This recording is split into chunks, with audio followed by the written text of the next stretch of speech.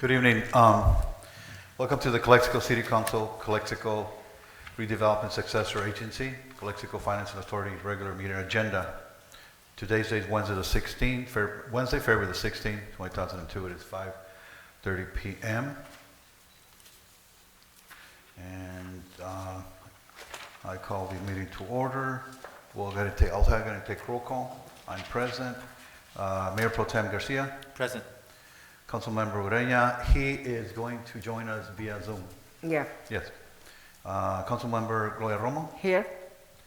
Councilmember Rosie Arriola Hernandez. Here. Thank you. Due to the declaration of emergency, this meeting is being held pursuant to AB 361, approved by Governor of California on September 16, 2021, and some or all of the city council members may participate in this meeting by teleconference. Pursuant to Imperial County Public Health Department guidelines, city council members are now open to public attendance at 100% of capacity of the council chambers, and all persons entering City Hall will be required to wear a face mask. Public participation will continue to be available in the following ways. Members of the public are encouraged to watch the meeting via live stream at http://communitysspectrum.org/live at 6:30 p.m. or via the Calexico City Hall Facebook page at www.facebook.com/City of Calexico CA. Members of the public will be able to make public comments in the following ways. In-person comments, submit public comments via email by 2 p.m. on Wednesday, February the 16th, 2022, to our city clerk at gggarcia@calexicoca.gov or via fax to 760-768-2103. You may also participate, make public comments via Zoom from a PC, Mac, iPad, iPhone, or Android device. Please check the link below to the link below to the webinar. The number to call is 1-669-900-6833. The webinar ID number is 815-9992-4604, and the passcode is 197967. And do we have any public comments? No, sir. No. Thank you. Mayor, we do have an amendment to tonight's agenda for closed session. We are requesting to add 2 closed session items, urgency items that came to the attention of the city after the posting of the agenda, and we're recommending they be added to closed session. The first one is public employee appointment. The title is city manager, so that would be number 2. And number 3 on closed session will be conference of labor negotiators pursuant to Government Code Section 54957.6. Agency representative would be Miguel Figueroa, city manager. The employer organization would be CMEA, Calexico Municipal Employees Association. And we would need a unanimous vote of the council to add these 2 items to closed session. Thank you. Okay, thank you. So next item is adjourned to closed session. A closed session of the City of Calexico, Calexico Community Redevelopment Agency Successor Agency, Calexico Finance Authority may be held in accordance with state law, which may include but is not limited to the following type of items: personal matters, labor negotiations, security matters, providing instructions to real property negotiations, and conference with legal counsel regarding pending litigation. The closed session will be held in the City Hall Conference Room located at 608 Heber Avenue, Calexico, California. Any public comment or closed session items will be taken before the closed session, and required announcements or discussions of closed session items or actions following the closed session will be made in the City Council chambers at 608 Heber Avenue, Calexico, California. Mr. Chairman, we would need a motion to add those 2 items to Yes. closed session. So I'll make a motion to add those 2 items as discussed by legal counsel. Motion. Second by Arriola Hernandez. All those in favor? Aye. Aye. Motion carried. All right, it is 5:35, and we'll close to session. Good evening. Welcome to the Calexico City Council, Calexico Redevelopment Successor Agency, Calexico Finance Authority regular meeting. It is 6:35. I'm going to call to order. Roll call. I'm present. Mayor Moreno. Mayor Pro Tem Garcia. Here. Councilmember Ureña, I believe, is on Zoom still? Zoom, yeah. Gabi, Okay. is for Zoom? He was still there. Yeah. Okay. Councilmember Guerrero, Here? Councilmember Rosie Arela Hernandez. Here. Thank you. Please stand for the Pledge of Allegiance.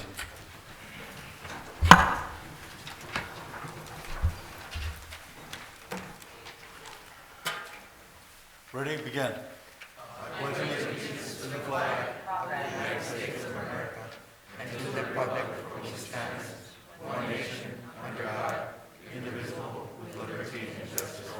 Please remain standing. Mr. Mayor Pro Tem Garcia, can you help us with the mission statement, pledge? Sure. City of Calexico mission statement. Together, we pledge to provide effective and efficient services in a courteous and respectful manner to improve the quality of life for all in our unique border community. Viva Calexico. And we have the invocation by Councilwoman Rosie Arela Hernandez.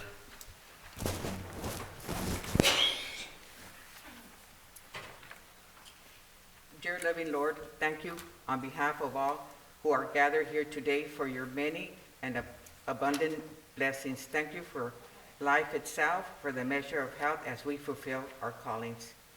I pray for our mayor and our council and various levels of our city staff, particularly for us.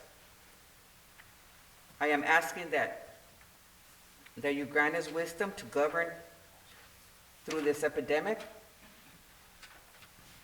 to work together in harmony, even when there is honest disagreement. I pray for the agenda set before us. Thank you. Amen. Thank you. Please sit up.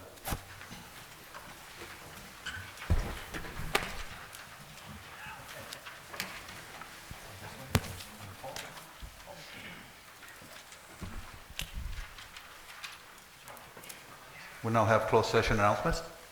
Yes, thank you, Mayor, City Council. City Council met in closed session on the items on today's agenda and the additional 2 items that were added at urgency items. Received direction, but no reportable actions were taken. Thank you.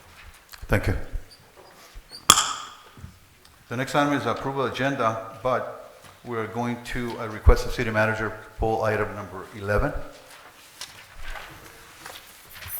Yes, Mayor, we are requesting at this time for the City Council to consider this item being moved for your future meeting, considering circumstances that came up on that item. Thank you.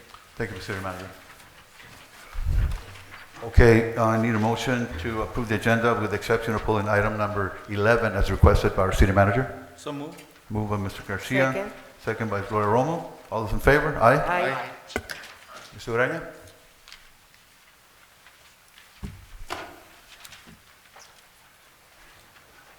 Councilmember Ureña, your vote on the approval of the agenda?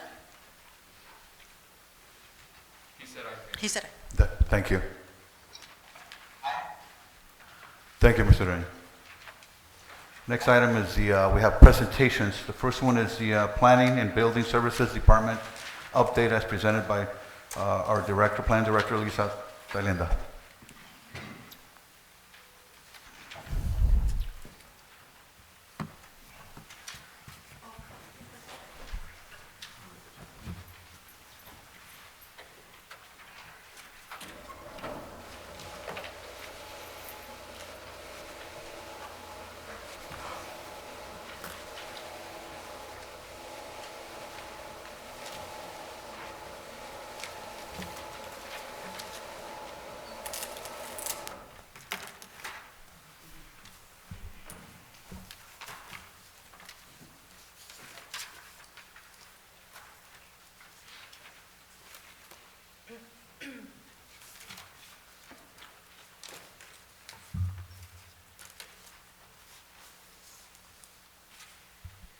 Good evening, council, staff, and members of the public.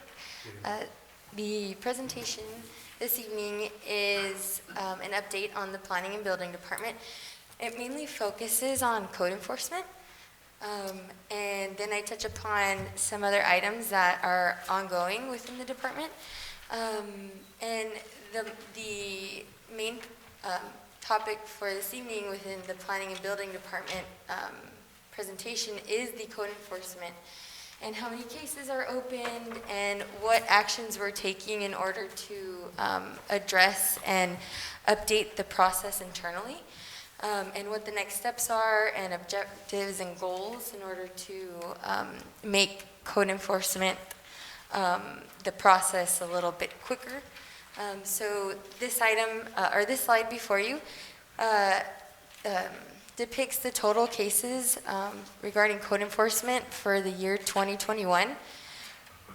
Cases that were closed, pending cases, and citations that came from those cases in 2021. As you can see, there was a total of 212 cases, 119 that were closed, pending cases 87, so that are rolling over from 2021. And out of those, a total of 6 citations were issued. Ms. Gabby, next slide, please. And right here, since we're starting off the new year, it's a little bit simpler to actually depict what cases are beginning for 2022 and what sections of the municipal code are being cited as of right now. So total cases for January and February so far are 30. Cases closed out of those 30 for January and February, 9. Pending cases 21, and 0 citations have resulted. And there's a breakdown of the violation notices issued for January 2022 and February 2022. It doesn't go into too much detail, but it does list how many cases are related to driving over sidewalks, public nuisances, declared business license cases, fire hazard, registration of vacant properties, graffiti declared, and rubbish. Ms. Gabby, next slide. And now we're transitioning into the building permits issued for the month of January 2022. So far, for the month of January, there was 32 building permits issued, and the total fees collected from those building permits was $22,071.05.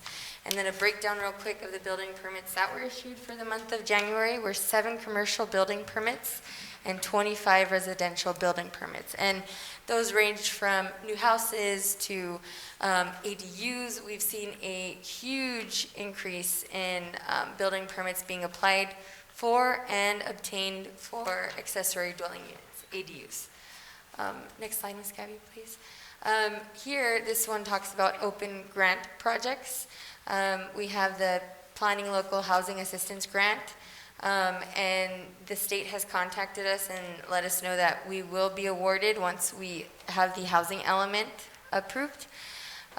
We have the housing element agenda item scheduled to go before the City Council on March 2nd for approval to submit the updated document to HCD. We also have the Small Business Assistance Program application submittal date has been changed to March 14th, 2022.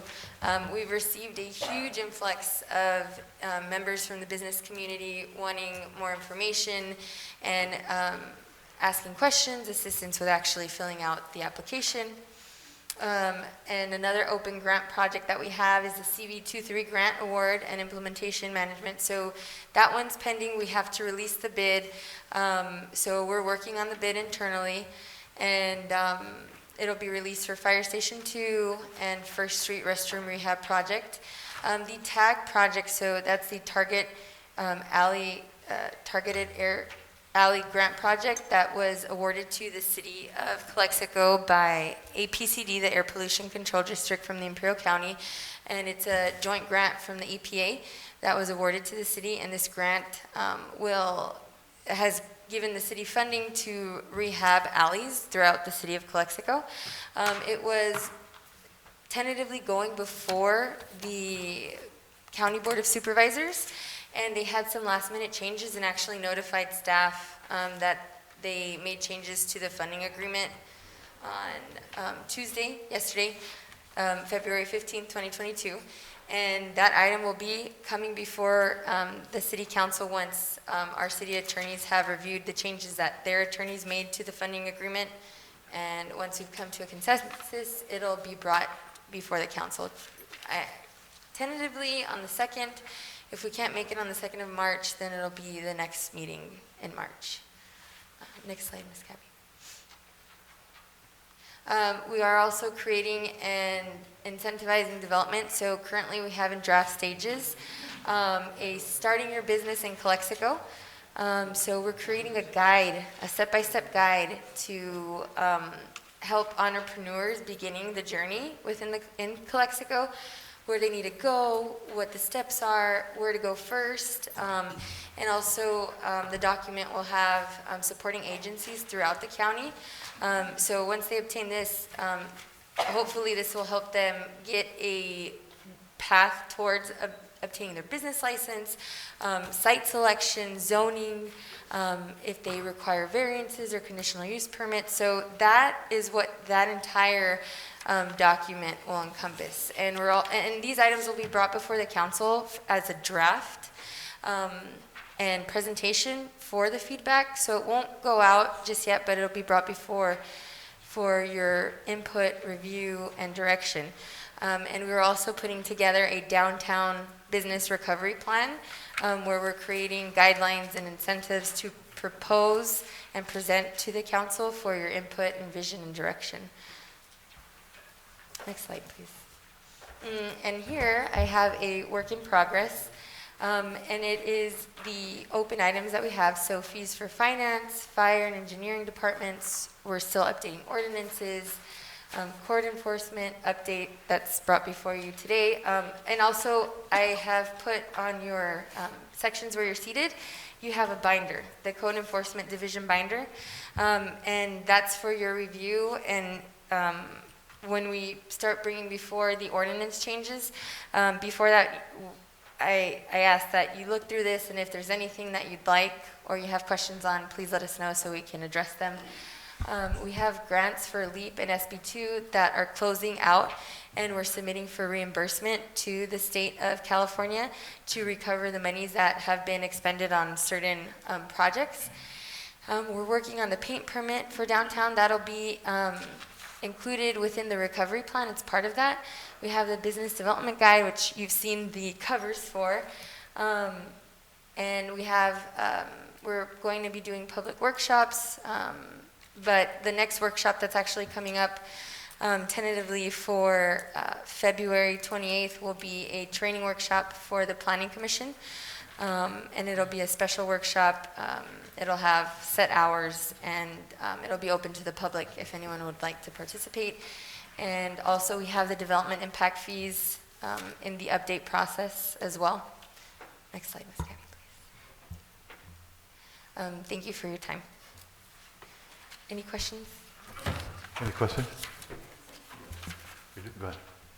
First of all, I want to thank you for putting this together. I have been asking for this just to understand and have those numbers that are really important, not just for us as council, but I think for the public too, because I think, I think we talk about how we can improve our city, and I see that, we have some of the groups that every weekend they go out and clean the parks, clean the city, but then also I think there are bigger things that are happening also that need cleanup, and that's a bigger task, that's a bigger ask.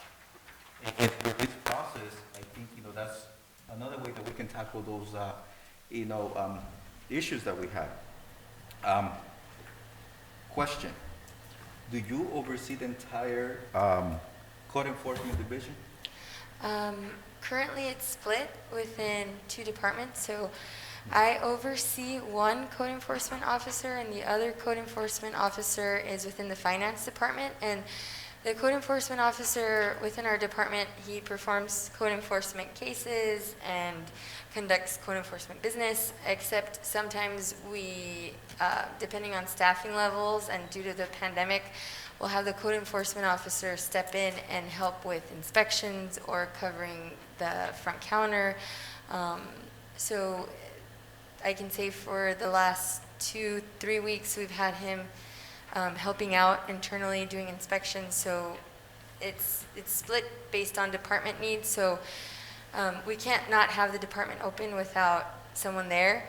And so we all assume responsibilities. I do front counter, I do phone calls, I answer phones, I answer questions, everything. We we all help out the department. So right now, in the planning and building department, we have one code enforcement officer. I do interact with both of them. For example, they helped me put this all together. We've gone through every single section that we're trying to update and made notes together because it's both of them that follow these procedures.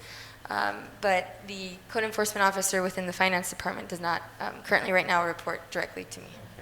Okay, so I understand my boundaries as a council member, but I think, we need to really look at how can we consolidate and how can we be more efficient instead of going in different directions, maybe having all these, code enforcement officers, whether it's business or building, whatever that might be, together, I mean, unfortunately, we don't even have that technology to be able to communicate or transfer calls and, where even the communication can be easier. Literally, I can picture that you have to get up physically and go and see that person. So, I mean, as something to consider, maybe a recommendation, this is not a direction, maybe considering consolidating. Because I'm looking at numbers also, and I'm looking at, citations, I'm looking at, potential issues, I'm looking at business licenses, 3 for the current year. What does that mean, I think it was, well, you turn it off. I don't know if that was a citation or that was some sort of violation.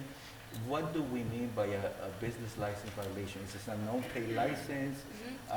What does that mean? Okay, so those right there that are reported as 3, those were businesses that were conducting business without either a business license or an expired business license. So they've been issued a notice and a citation notice to come in, get the business license, and come into compliance.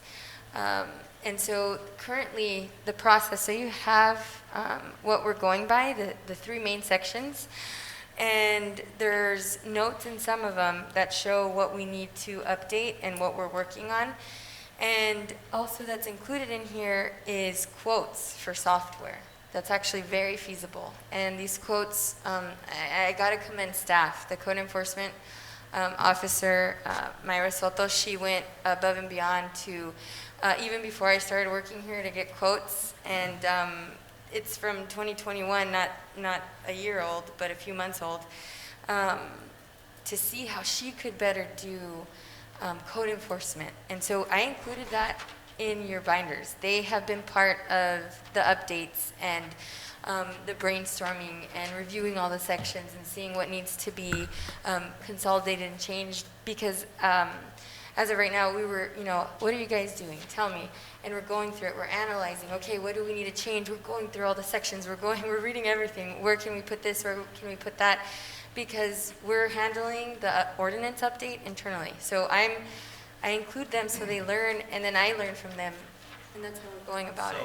So, and the reason why I asked this, and please don't take this the wrong way, either you or the public or the business here, that we're going after. This is how can we better serve you. Instead of, this should be an opportunity to help, to be of assistance rather to be of punishment. So, but I want to make sure, and I'm glad that staff is being proactive in looking for resources, and now we have to make sure that we find ways to acquire those resources, be more effective, be more efficient, help everybody. I know that we're going through a pandemic, we're going through discussing other things, how can we maximize our resources? So I want to make sure that we maximize. I want to make sure that we get the feedback of everyone, but not just feedback, that we deliver, that we improve, that we streamline processes, and that we educate. Okay? It's not about punishment. It's about how can we make things better. And of course, if you don't comply after we did our due diligence, then there is the opportunity to maybe do a corrective action. But that's just the approach that I hope that we take and that we look into. But thank you for the presentation. I hope that this is an ongoing, hopefully as a report to the council, Yes. because it helps a lot, from the licenses, from the permits. It's great information. It's good to see the numbers also, how much is coming in. That way we have an ongoing, an idea of what's coming in. That's that. Then also, I don't know if you have, but if you do, can you tell me a little bit about the tech grant? And the funding, do we have any information as to how that funding was changed? Was it reduced? Was it increased? Structure, what are we talking about? So it was a little, the changes are primarily technical as in dates. Okay. Because when we sent this, it's been a while since it came before the council for consideration and approval to enter into the funding agreement, and the county did some changes. It didn't change in terms of funding amount. Do you want to? Yes, so basically, some of the changes are due to the time that has elapsed. I had a conversation with our city attorney before the meeting. We went over those items, and there may be the possibility, just given that since there's a new chairman at the Board of the Supervisors, that's a change, in addition to all other language just pertaining to the time of year that changed. So considering that, since there is no substantial amount of change to the content of the scope of the grant, it may be something procedural that we can handle administratively with a signature from our mayor, given that the item in itself has already been approved. Okay, so just because, I heard funding and I was concerned about knowing that we had $3 million for that project, and I even asked if it was possible to maybe create a map of the alleys that we're going to be paved, so that way the community knows. I mean, I think that's something that, it's badly needed. It's something that will mitigate a lot of the issues that we're having also. So if we can just, work on that too, that would be great. And, as time allows it also, please don't make it a priority, but, if that's something that can be put together. It's on our radar, and we're actually ready, but we just need to wait for the Board of Supervisors to officialize it so we can publicize the project in more detail. Okay, thank you. Thank you. Thank you, Ms. Garcia. Ms. Arriola, Hernandez, do you have anything? Rosie Arriola, you have anything? Excuse me? Do you have anything? No. No question? Roma? Only congratulate you, Lisa, for your two presentations. I remember you have here, I think 5 months only. Oh my gosh. Thank you, Lisa. I would like to have a link, I don't know if it's possible, on our website, for example, exclusive to receive comments or ideas, I don't know, on these plans. In other words, open up more participation for the people, no? Yes, yeah, let me look into it and see what we can do, and then if it's something easily done, we'll do it, and we'll bring it before the council at the next meeting to let you know what we can do, what we did do, if we did put it out, and the next step. So I'll look into that. Thank you, Lisa. Thank you. Thank you. Thank you. Thank you, Ms. Romo. Ms. Ureña, you have anything to ask?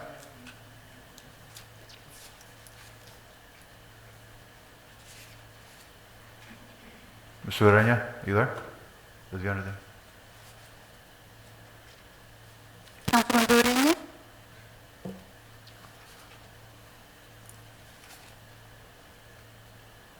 No? Okay, we'll go on.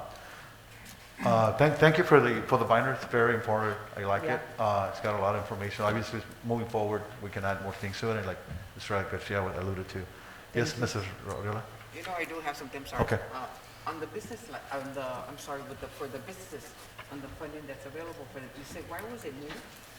So it's been moved because we were going through the hiring process for the grant coordinator, and we're actually going to go a different route and hire a consultant now. And due to that, I've been the one interacting with the public, so we have to set meetings for everybody because we don't have anyone to answer questions immediately when they walk in.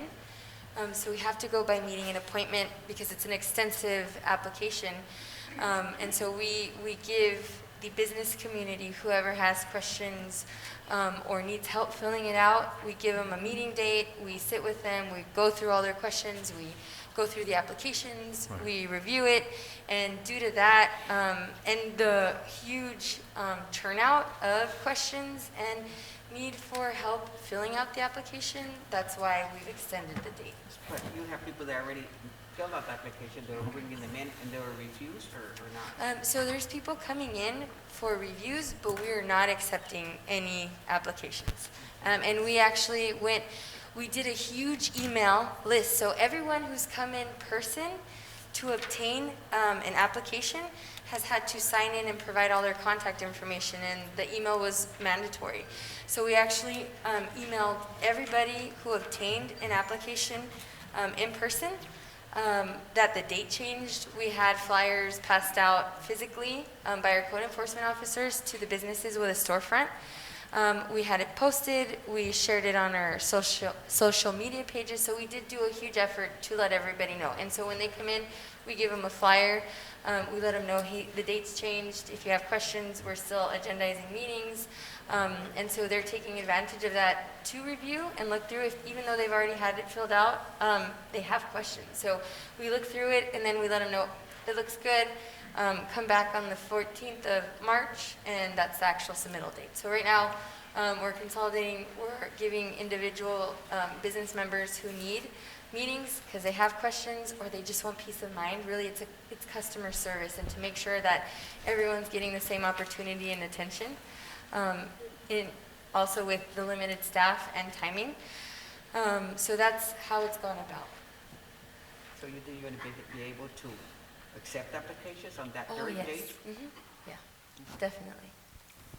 All right. Thank you, Director Salina. Thank you Thank for you. your Mr. Mayor? Yes. Is the public able to ask?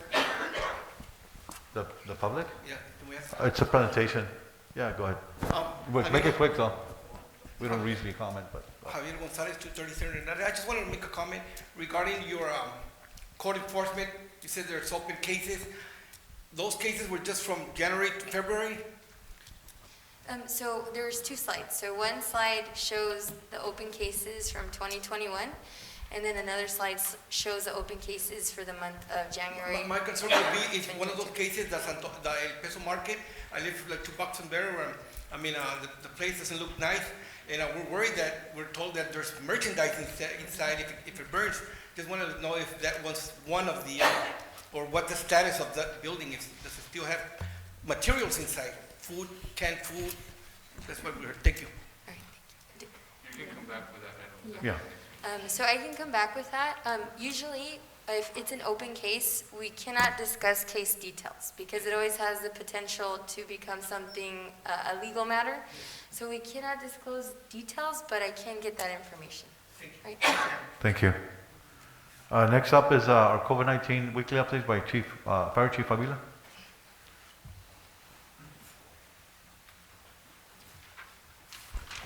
Good evening, Honorable City Council, Good evening, Chief.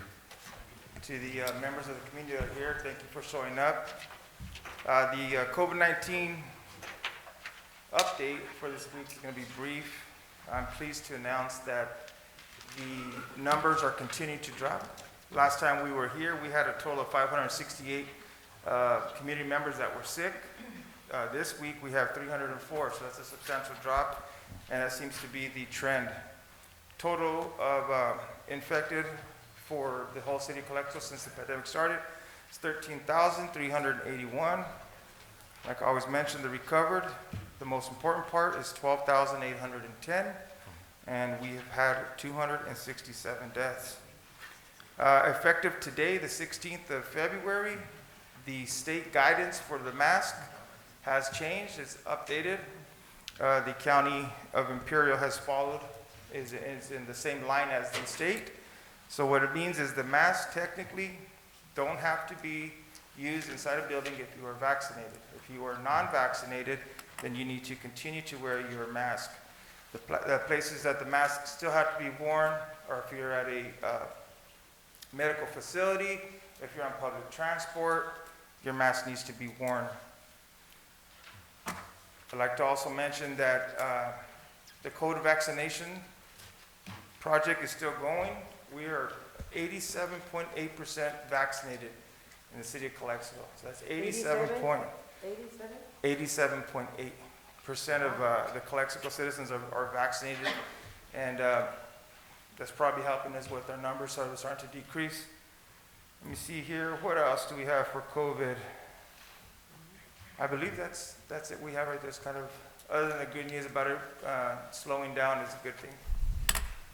I have a question, Chief. I think people are kind of a little confused on, I know they're saying that we don't have to wear the mask, but is there a way that we could, in our site, explain to the public and the Yeah, for site or sure. something? What we can do is, I want to say that it might be on our informational website already, the COVID-19 link to California COVID-19.org. If not, we'll make sure we put it on there, and see if we can put a hyperlink that just talks about the mask mandate.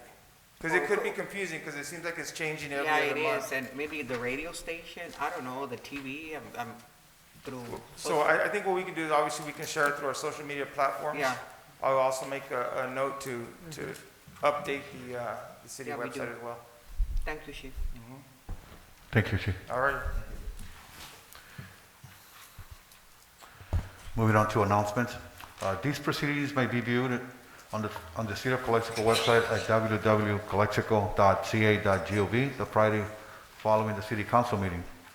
Community office hours, Mayor Moreno, will be held by appointment. Please contact City Clerks at office at 760-768-2102 to schedule an appointment. Next item is the public comments and public appearances. Note, not to exceed 3 minutes. This is the time for the public to address the City Council on any item not appearing on the agenda that is within the subject matter jurisdiction of the City Council. However, if the item you wish to comment on is on the consent agenda, please comment now. The mayor will recognize you, and when you come to the microphone, please state your name and place of residence for the record. While members of the public are encouraged to participate, it is not lawful to disturb or delay the City Council meeting with personal or slanderous remarks. The City Council is prohibited by state law from taking action or discussing items not included on the printed agenda. If the item you wish to comment on is on the public portion of the agenda, we will take your comment when we get to the item of the agenda. Please direct your questions and comments to the City Council. Okay, so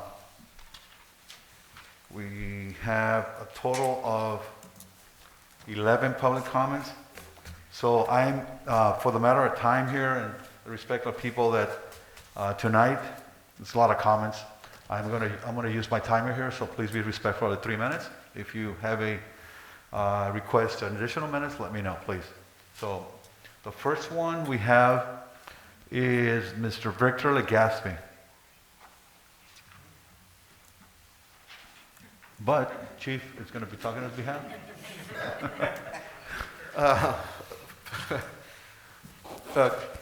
Good evening, Honorable City Council, ladies and gentlemen sitting in the audience and people watching us on social media. I did not purposely have Sergeant Legaspi do this. He was going to present it. But since my days here on the dais presenting stuff are kind of numbered, I'm going to take full advantage as I can. So I'm being selfish. No, just real quick. So I thought Victor had to go to a call, so I was going to step in, and he ended up sticking around. So all I want to announce that tomorrow, Thursday, February 17th, from 5 to 7 p.m., the Camarena Memorial Library always partners up with us, and we're going to hold a coffee with a cop in the patio. Because of COVID, we're going to have it outdoors. It's our event. It's a PD and a library event.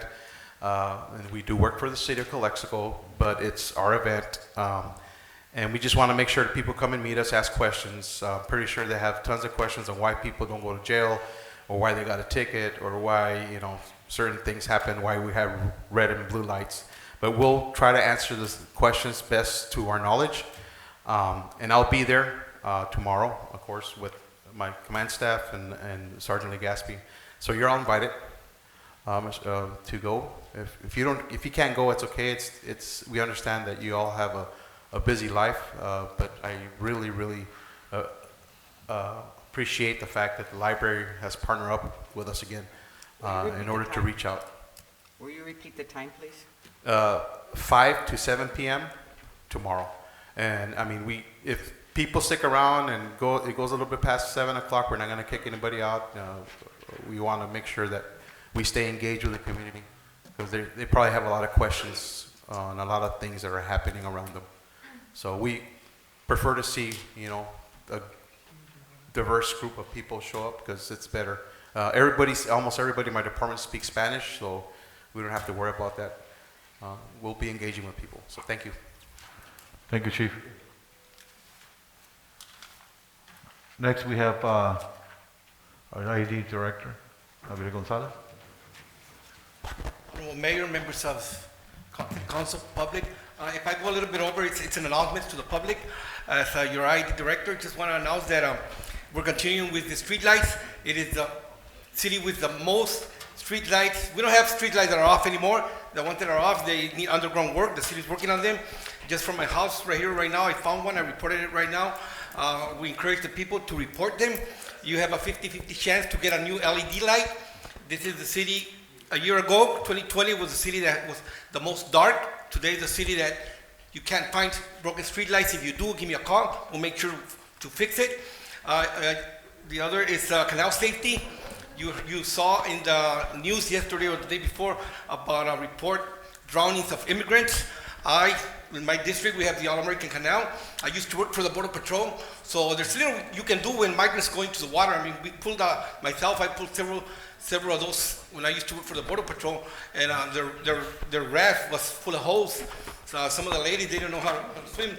Their tube that they were sending were full of holes. So, but other than that, in the city, we have closed every fence hole in the All-American Canal. All the bridges have been cleaned. You don't see any more debris in the bottom where if somebody gets in, they can get injured. They took out like 24 shopping carts. And the other thing, we have new IID signs all over the canal, all over the valley. So we're working hard. I mean, we just saw a report that more migrants are coming from all over the world. There's very little you can do to tell them not to go into the water. I mean, there's signs, all kinds of signs, there are buoys, but we're working hard. On that same note, we took a tour last week regarding the beach canal. Finally, the beach canal will get fixed, but we're thinking that instead of underground, which is going to be almost the same, we just secured $3.5 million, and it'll cover almost the half of the beach canal. But what's the point of putting it in the bottom if you're not going to need the water for all that area until Cloak Avenue? We're thinking that we might wait one more year and we get the other 3.5, which we know we can get it by the next budget, and just relocate it and get the water from the All-American on Cloak Avenue all the way to a Cloak and Cole, and it run from there and just eliminate all this. The other thing is if in the future there's an earthquake or something, you get leaks, you're gonna get water all over, those businesses. So I want to hear from you guys later. I'll give you a call. What is you think? I think we should relocate it. We've waited so long. I mean, one more year. We got 3.5 secured, another 3.5, and we can relocate it and eliminate all that stuff.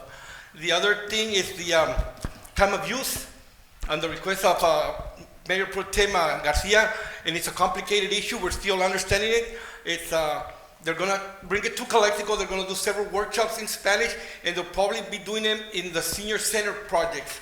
I mean, everybody's invited, but the reason for that is that they need personal contact because it's a confusing matter. So because of your request, they're going to do several in Calexico in Spanish and explain it to the people.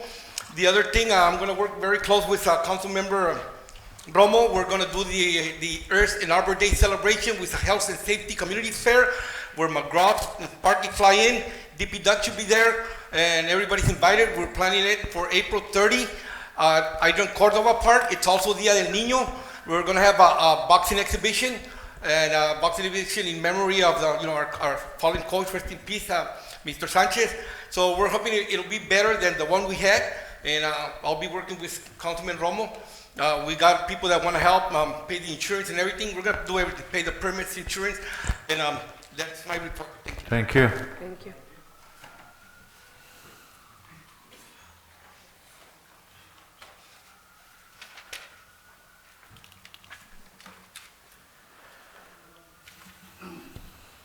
Our next person is Marisela Garcia.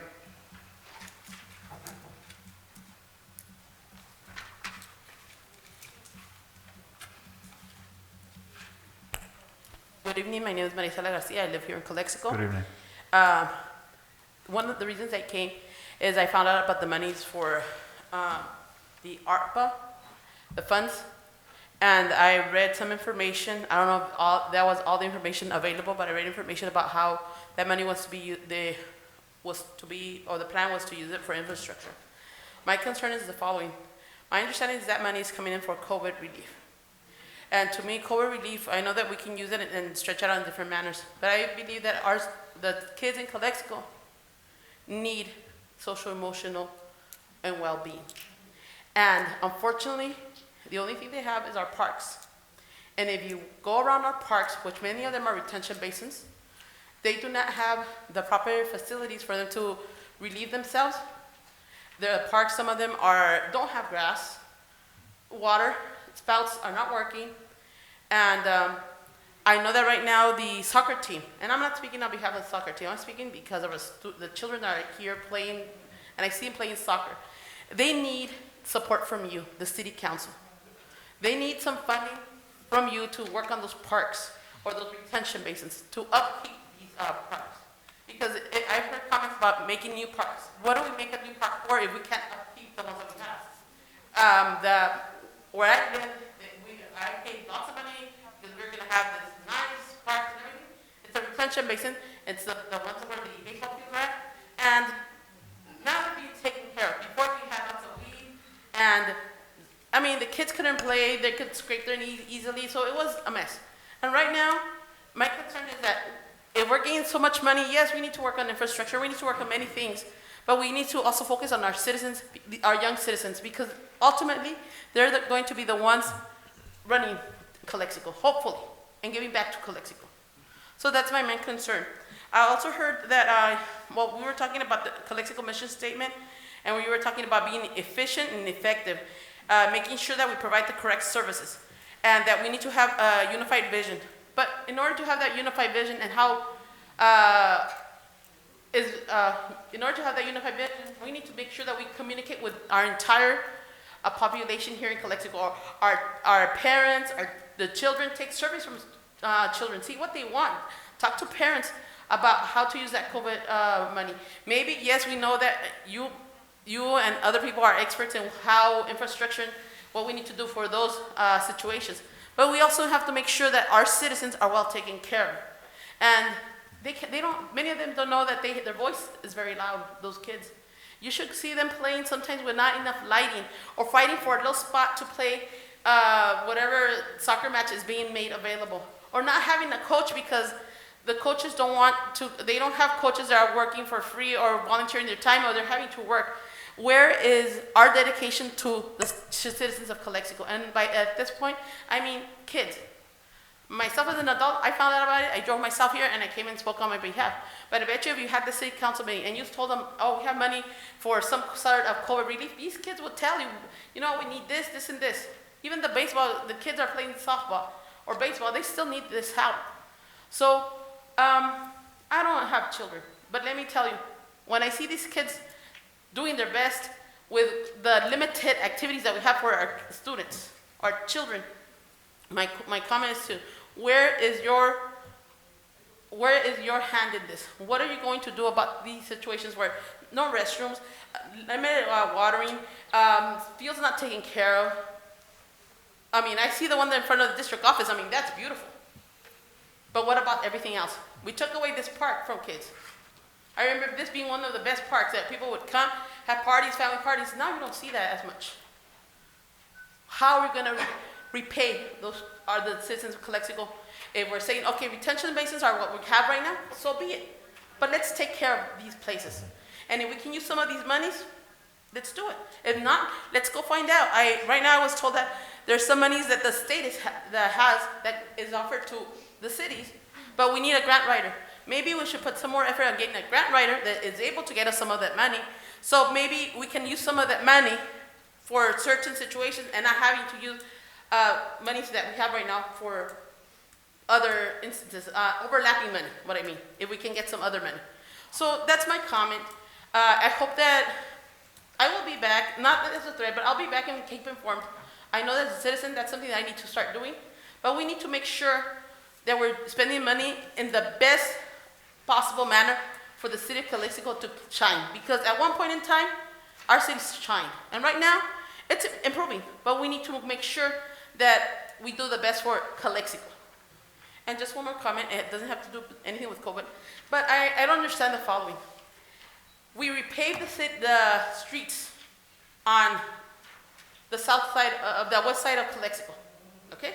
All the streets. And there's one street in particular, one avenue, and it's Cloak. That one was not repaved. And it's a small stretch. And if you were to drive your cars through there, it seems like you're driving through one of the worst streets in Mexicali. And I'm thinking about, and I know it's how you have funding and you allocate money, but this street, I mean, it's awful. And I'm thinking, it's a small stretch, why couldn't we have it fixed? What could we have done to plan for that street to be fixed? I invite you to go drive through that street. It's on Cloak and Grant Street. It runs north and south. So that's my comment. Thank you so much. Thank you.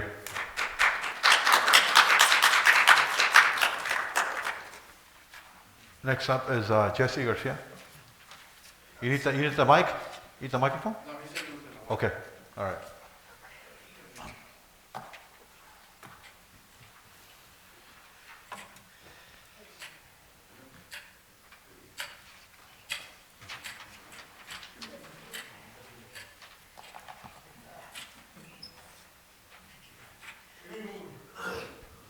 Good evening. First, all I can thank Public Works Director is from me, Public Works Maintenance Supervisor Mike Solano, and the Parks and Street Department. I saw the street department working downtown, repairing the broken down sidewalks. For people I saw, a man with a couple of months back having a problem waiting for that piece of sidewalk with his wheelchair. Now, it was broken, and a new section is being installed. That's great. The other one's the Parks Department. They're working now finally at Rodriguez Park. We're going to get lights now installed at the basketball court. There's never been lights at the basketball court. More than 20, 30 years. Finally, we're going to get them. That's great. But the rest of the park, there's no lights. You go to every park in Calexico right now, and you see lights all over. Rodriguez Park, nothing. I believe that's the only park with no lights. And it's dangerous at night to be there. There's only lights on the east side by Harris, illuminating the playground for the kids. It looks great. And there's only lights on the other side of the park at the tennis court. That's it. So we need the lights installed to illuminate the rest of the park. Also,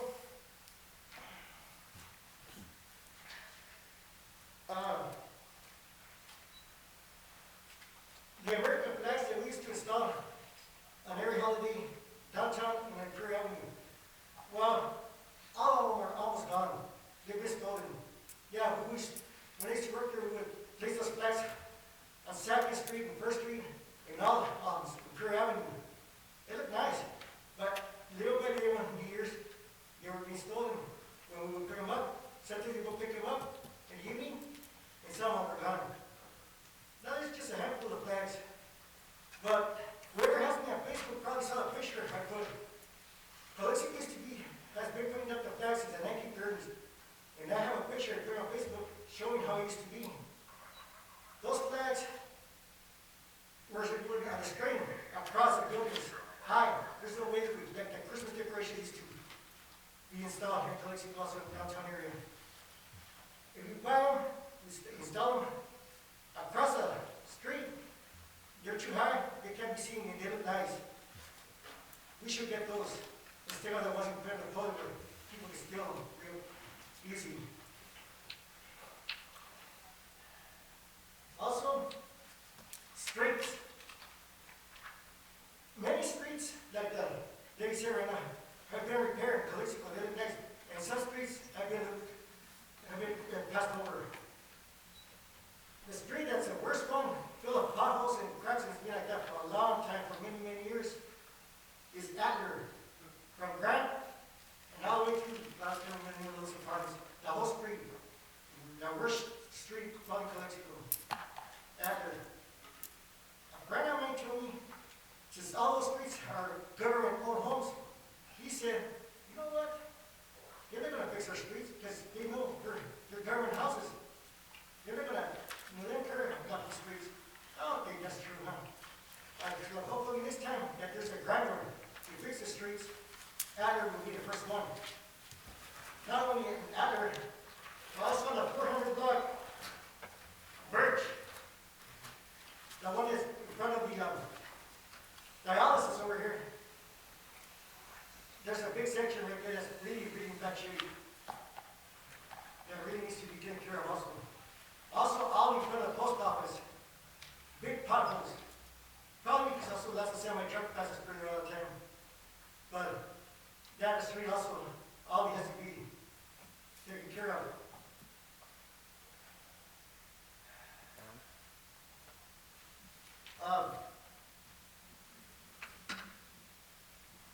Oh, if you go to 99 block of 3rd Street, east side, west side of Imperial Avenue, you see the old High building.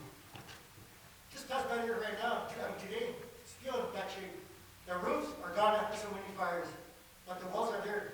And it's a big piles and piles of trash and junk in there. Guys, there's homeless living inside. There's been many fires there. We should make the order, clean it up, and knock those walls down to prevent the homeless from moving in there again.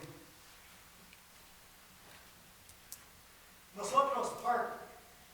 We used to have a skateboard park there. We used to have the ramps. They were taken away years back. Then I was told by a previous council member, or the previous mayor, that they told me we're going to take that skateboard park back. Well, they're gone, and there's still no skateboard park. It looks like Calexico was the only city in the valley that we give to the kids and then we take it away. Now they don't have nowhere to skate.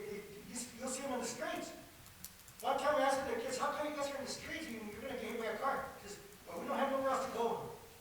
We have the skateboard park and it's gone. We need to give it back. It's small. Not like on the central, but at least every time I go to that park, I see the kids there having fun. Now it's gone. We need to put it back. Half of them were donating interest equipment. We get to the city, and the city's in charge of installing it and maintaining it. It's not happening. There's a few playground equipment that are in bad shape. We're not taking care of it. There's no maintenance, nobody's doing it. They're falling apart little by little. So, we need to look into it and send somebody to repair them. Also, as we have time, what happened to the speed humps? I mean, they were approved a long time ago, but we haven't gotten them. We need them, especially maybe everywhere else, but where I live, we're having like out of 10 vehicles, I'll say about 6 will run the stop sign. And they go speeding by real fast. We need those speed humps, hopefully they will help.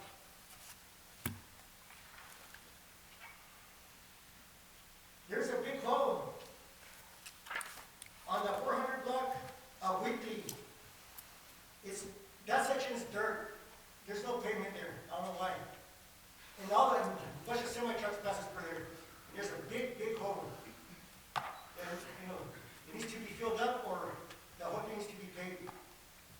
It's from there all the way to Scaroni. Jesse, you have more items? Because you're at 8 minutes now. Out of respect for the other people, could you just wrap it up, please? Oh, you have one more item? Please. You're at 8 minutes already. You're way over. So, I'm asking, you have more items to discuss? Yeah, it's over. Okay, thank you. Yeah, thank you. Thank you, Jesse. I'll be you back. But, no, I'll look at the list, okay? I'll hit you up there. I'll hit you up there, okay? I'll talk to you later on the list. Thank you. Thanks a lot. Thank you. Thank you. Thank you, Jesse.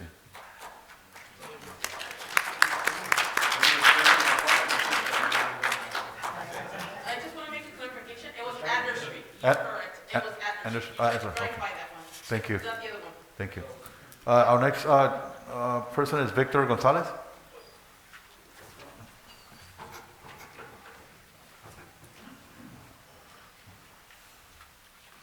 Good evening. My name is Gonzalez. I live in Calexico. Good evening. 31560.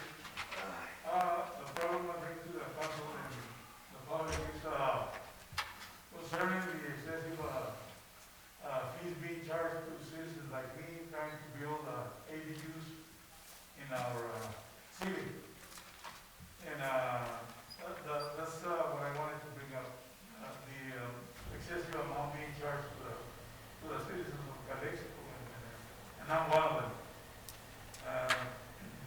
I hope that the council members consider this comment and do something about it. I follow up with I understand with the school board, but there's nothing they can do. They already told me that. So I try that, I'm bringing it up to you guys here, so that possibly, if anything, that you guys can do, highly appreciate it, and that's about it. Thank you. Thank you, Mr. Gonzalez. Thank you. Our next speaker is former Mayor Kim. You're up.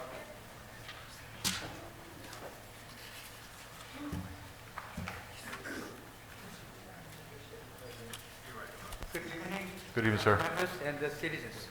First things, I admire Mr. Moreno, the mayor. You are doing perfect job as a conducting meeting, and then you're not expecting the, I'm admiring. And the people have like to talk with protect them. And I've been talking last time that here in Calexico, they don't have enough money for our city. We have only 18 officers sit there, but not even 18 police officers not patrolling neither. They're short of the people. We used to have, I think it's 50, or even we had the 31, we were talking about short. Now we have 18, we don't have 18 neither.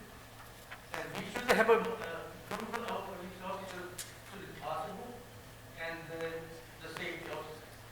And then last meeting, we were talking about the $272,000, around $272,000 of major issue money. The major money is supposed to be spent on the recreation park and the city. That they call it the general fund, but they're supposed to be there. Divided legally, we have to have major committee, we have to get their recommendation first, by the law. And we obeying the law, we didn't cut the law. And so, the county grand jury, they investigate city of Calexico, I think it's 17 or 18. Final report, they were saying at least a quarterly meeting major chiefs. When did they have? None. Even was the city manager was saying that we can buy them, but we can't. We have to go to the committee first. And then I don't know why our city lawyer keep quiet on those. There's a legal issues. We need advice. That's why we have a city lawyer here. And also right now, also talking about the parks and for the kid. And when I was a council, I was pushing to try to bring the restroom for the Ichi park for the kid. They're doing wondering jobs. I don't know how they take care of their fees and the rest of the necessities. And we are treat them as a study. I'm sorry to say that, but City of Calexico failed to support the community. Our money to $7.2 million, we have to spend that money for the seniors and park for the youth, and of course, it's safety officers, police, and fighters. Again, if we fail to our safety, the government is failed. So please, council members, consider those kind of money that we need set aside for those issues, seniors, parks for the youth, and the safety officers. City of Calexico, we don't have a lot of money. We're spending a lot of money just throwing the money away.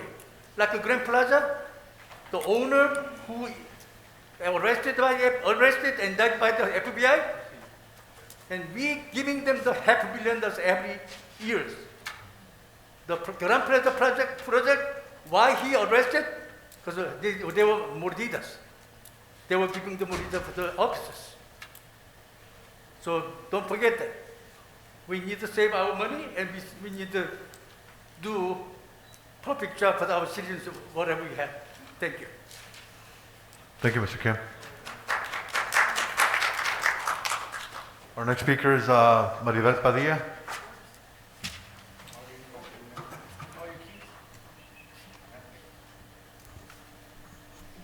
Hello, City Council. My name is Maribel Padilla. I live in El Centro, California.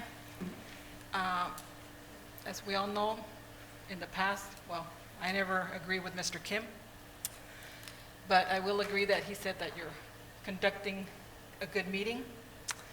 I'm old enough to remember when Mr. Kim wanted the police chief to arrest me and get me out of the dais because he didn't like what I was saying. So I know you won't do that. It didn't work then, it won't work now. Anyways, I am here because I thought we were going to talk about the art funds, but I guess it got pulled out, which I think is a good thing. I was at the workshop with Mr. Figueroa. We all spoke and we told them what we thought of what we wanted. So I thought I'd tell you guys here. There's a lot that I didn't like the funds were going to be used for. There was one that really, stood out. There was, $100,000 for the, the airport. I would think that COVID money would be best spent in using that $100,000 and building bathrooms for the downtown. We have 2 bathrooms. They're closed. They're not working. I see people, and it's not just the homeless. I see people doing their business out in the street because there's nowhere to go. So I would suggest you take that $100,000 that you had marked for the airport. I don't think the airport had COVID, and that you would use it for something that's going to benefit the community, the homeless, and the people that we get coming across from Mexicali. So I will be back whenever you guys do this. I will have a suggestion. You need to ask the people, the community, what they think of it. Maybe send out a flyer when you send out your water bill saying, hey, you know what would you like us to spend the money? They're not going to come sit here and wait and talk. Mr. Moreno, you said at the beginning, and I laughed out loud, I have 11 people that want to talk. That's a lot. No, it's not. It is sad that only 11 people are here to talk. Back in the day, this used to be full. We had lots of people that talked. 11 was nothing.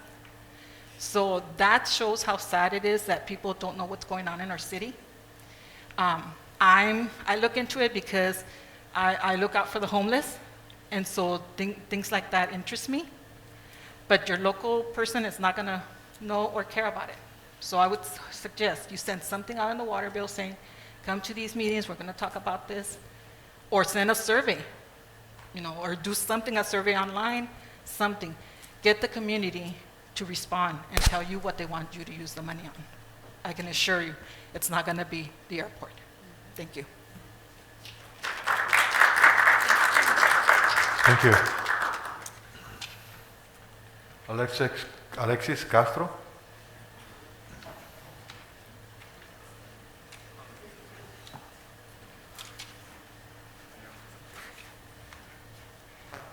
Hello.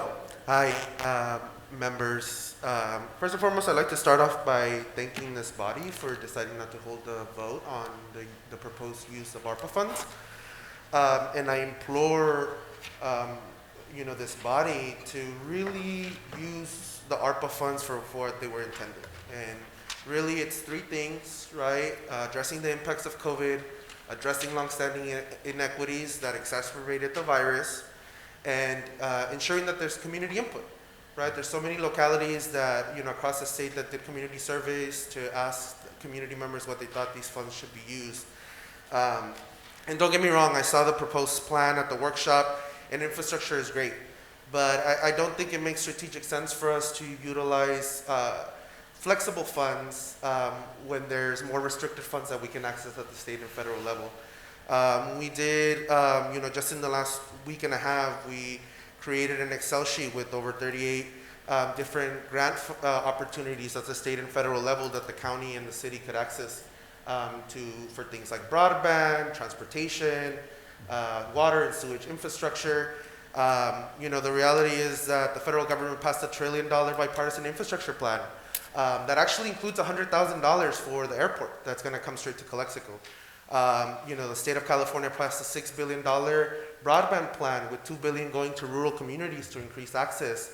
Right now the state of California has a $31 billion surplus that's growing. Those revenues are growing so large that the government might have to give some of that money to the taxpayers. And in order to avoid doing that, the excluded expenses that they can use that money for is infrastructure and support to local governments.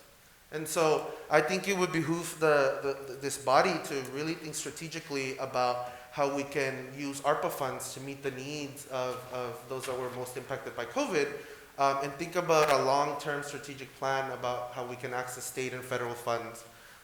Because I think, again, we can all agree that infrastructure is very necessary.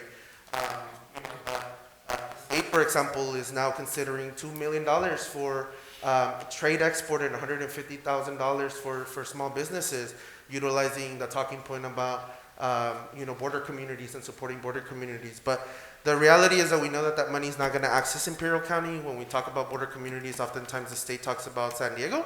And so, right now is the time for us to make our priorities known and to let the state and federal government know that they don't get to use us as a talking point as a border community when things are bad. And, they don't get to use us as an example, for when things are going horrible.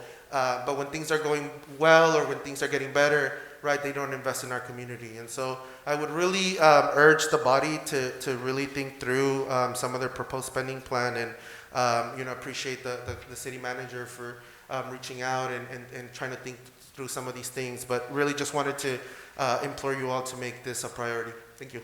Thank you.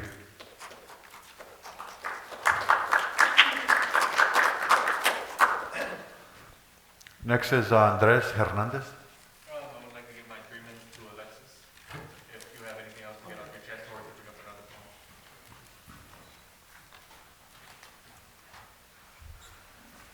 Yeah, thank you. I think that, like I mentioned, I know a lot of folks, we had a small community teach-in within the last week, that we really kind of came together and we were able to pull 20 folks, to come and show us their support for parks or their support for supporting homeless folks or, and again, I really think that there's an opportunity for us to really use the narrative that Imperial County and Calexico have where our county has a $4 billion agricultural industry, that's made California the 5th largest economy in the world. And so, again, I think we all know that Republicans and Democrats love to talk about the border, but they really don't like to invest in small communities like ours, right? And like I mentioned, I think, right now the state is pondering a 5-year infrastructure plan that will think through addressing climate change to addressing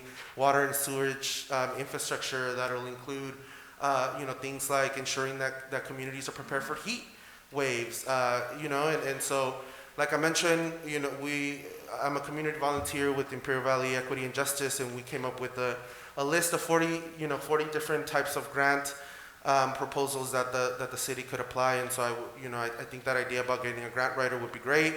But I think, working in close partnership with the county, with the state and federal, with our state elected officials, right? I mean, I think, hearing that folks, want access for parks, Assemblymember Garcia really pushed a park bond, right? And he's our assembly member. And so I think it doesn't make sense that, our state and federal elected officials are passing, programs that are benefiting everybody else but us, right? And so I would really urge folks to, this body to really think about, how we can use this unique opportunity, because it won't come again, right? Where the federal and the state, are really trying to invest in infrastructure. And these decisions are happening now. Subcommittees are meeting, the budget committees are meeting. A lot of these recommendations will happen through the May revise. We have until June 15th to make this happen. And so I really actually think that this is a perfect time for us to have this conversation and think about how ARPA funds could, meet the needs of the community, and how we could access different funding streams to really address the infrastructure needs. And, I don't think we have to pick and choose. And obviously knowing there's a lot of different, issues that go at hand, but I always say, a budget and a proposed spending plan isn't just dollars and cents. It's about values and priorities, right? And right now the proposed spending plan doesn't really, speak to equity. It doesn't really speak to access, and it doesn't really speak to the needs that the community is having. We've lived it. I've lived in downtown for 20 years. My mom is a 40-year farm worker, right? And to a lot of the points that folks have said, right? I don't know that this body has ever made folks like her a priority, and it's a shame, because farm workers are the lifeblood of this valley, right? And as so many other different types of essential workers, right? Not just farm workers, but healthcare workers, grocery workers. And I think it's really time for us to think about innovative solutions and hold the state and federal government accountable to using us as a talking point and ensuring that they drive down investments to our community. Thank you. Thank you.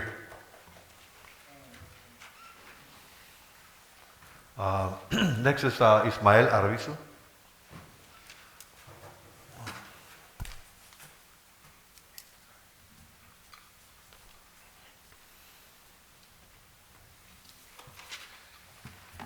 Hello, hello. Can you hear me?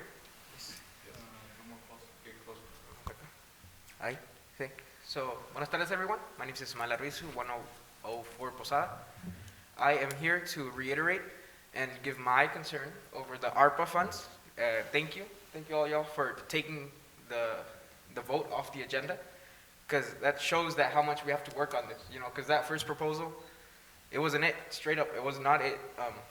As my colleague said, like, infrastructure, I don't think COVID exactly affected the infrastructure. We already had that infrastructure, and that's a fact. Like, yeah, we need help with that, but like Alexis said, there's so much money out there that we can use, and there's so many other ways we can use this money in better ways, actually. Thank you, Camilo, for pointing out that our org of Calexico needs change. We have our cleanup every Saturday, Los Kennedy Gardens. And you guys can all come down, and you guys can all support and we're trying to make community, and we're trying to help the community feel empowered with organization. We're cleaning our own environment, no más porque queremos, we're painting, we're actually doing graffiti, but in a non-violent or any sort of offensive way. We're making murals, because I remember, I don't remember, I wasn't born yet, but my mom told me that Calexico used to be a very vibrant, beautiful town. ¿Y qué pasó? Everything just went down the drain, So here's a time where we can either organize and unite, or separate and just stay divided. So I encourage y'all, también el Raúl Ureña, that's somewhere around there, to come on down to our organization, or our organized hangouts, where you guys can come talk to the public, inform the public, or get informed by the public of what's actually happening in Calexico.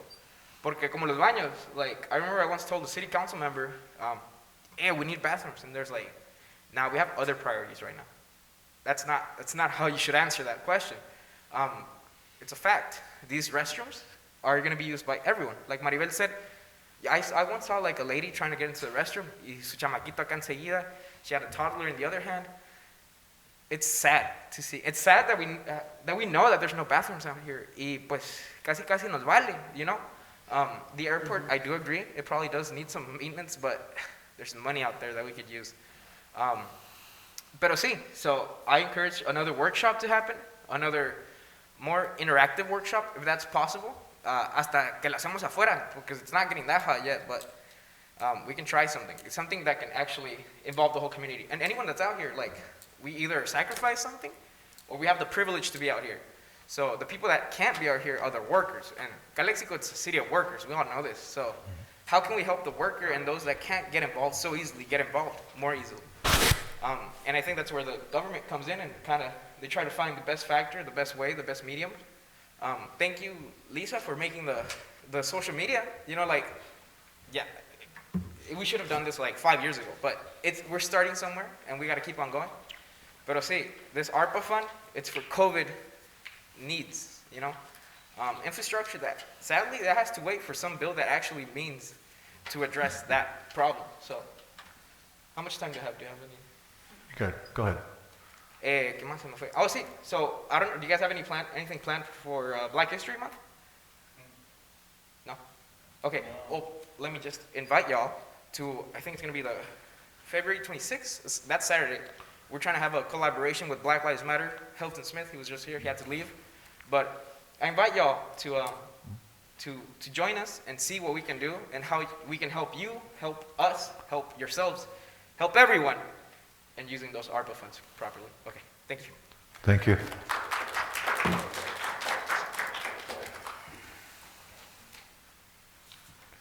Now we have the city manager report.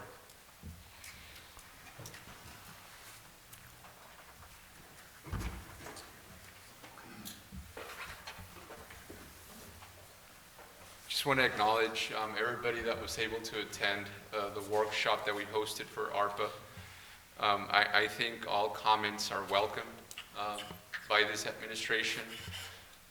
We want to have that participation by the people as we're hearing today. As a result of that, we have taken a step further. Currently right now, through our firm, our legal firm, we're actually doing a thorough assessment of all the proposed uses, not only that were presented at the workshop, but also that were received by my office through other individuals that are very, very vested in wanting to use this opportunity for the benefit of Calexico. So on my end, as your city manager, we take that very seriously and we're assessing everything that's being proposed. One of the things also that I want to point out, the mayor and I had a conversation with Assemblyman Garcia about multiple opportunities that were raised, as a matter of fact, tonight, that are out there in the state of California right now. And we're going to make sure that we use the champions that we also have in Sacramento to bring the attention of those monies through their colleagues to Calexico. One of the things also that I want to point out is at the last city council meeting, if I'm not mistaken, as part of a public comment, there were concerns, public safety concerns, over some of the buildings that are, some of the properties where the land is city-owned on Cesar Chavez Boulevard, in the proximity of 2nd Street, that are in deplorable condition, that have gone through multiple fires. We're actually moving forward through my public works manager, Ms. Falomir, on a procurement process in which we will find a suited vendor that can provide the professional service to clean that area up, just because of the condition that it's in and the liability that it poses to anybody in the vicinity. With that said, Mayor, those are the 3 items that I wanted to bring to the attention of the council and the community. Thank you.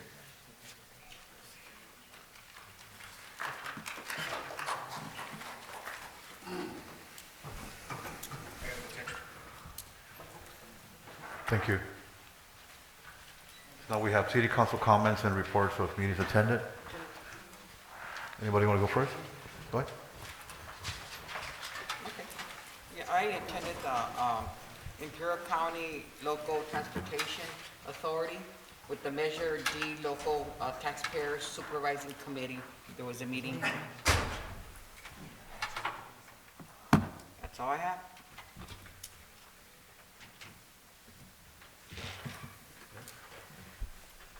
have. First of all, I want to thank all of you for attending, and of course, I do remember, I have to agree with Ms. Padilla, I do remember that the days when people were coming out and these chambers were packed. But I think little by little, people are coming back. There's always, of course, to govern, you need the input of people, and this is exactly what we're getting. And of course, this don't go to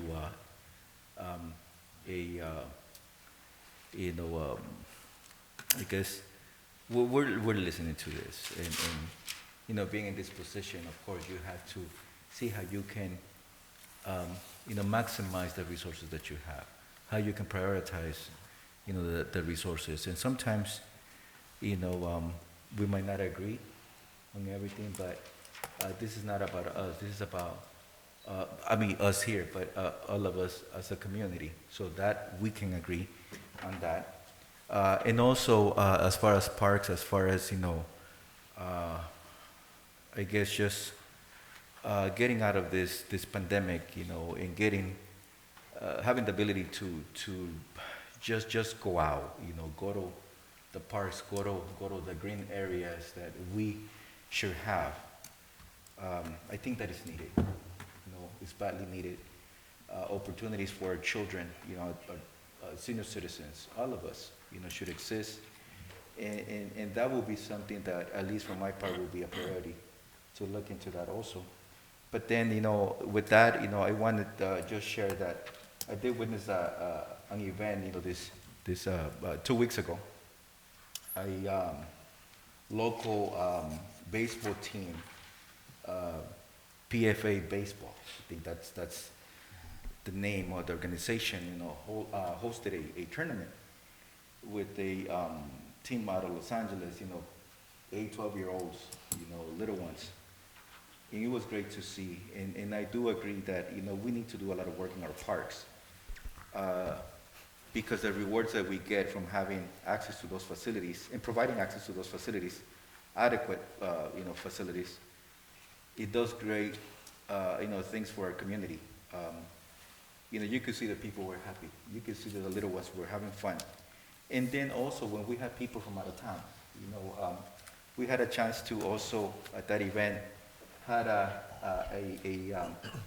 pitcher from the LA Dodgers, Joe Kelly, which, again, we rarely have a chance to host, people of that caliber. But at least when we have an opportunity to showcase, let's do that. And I think it was a great event. Kudos to that organization. They were happy, but I know that we could do better. So thank you to the organization. Thank you to the city employees that came together to put something, at least clean and presentable. That was great. Kudos to all of them. Then also, another note, I had a chance to attend this funeral services of former police commissioner Sal Munoz. Rest in peace. I know at the last meeting we had a moment of silence for him, but again, extend my deepest condolences to the family, and for sure he's going to be missed. That's my report. His name was Sal Munoz. Yes, Sal Munoz. Thank you. Thank you, Mayor. Yesterday, I had an accounting information meeting with Ms. Sandy Fonseca regarding the movements of the city's expenses account. Thank you very much for your time, Ms. Fonseca. And second, in our last meeting, Mr. Moreno agreed with me in giving an acknowledgement to two important citizens of this city, Mr. Carmen Estrada Zúñiga and Mr. Jesse Garcia. Our city clerk, Alardi, has the information, and both recognitions were scheduled for March 16, 2022. That's it. Thank you, Mr. Moreno. Thank you, Ms. Romo.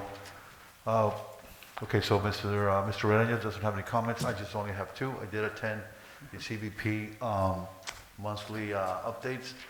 Also attended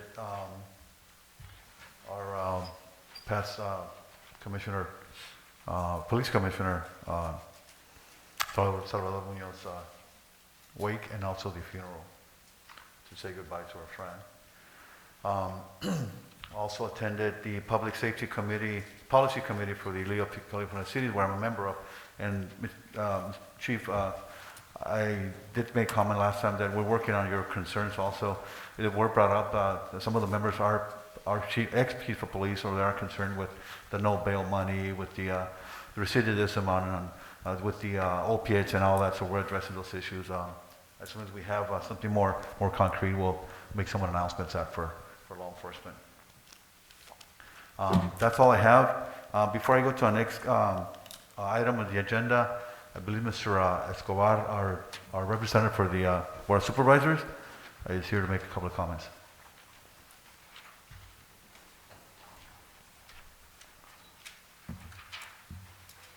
Thank you, Mayor Bueno, Vice Mayor Garcia, council members Hernandez, Romo, City Manager Figueroa, Carlos, Miguel.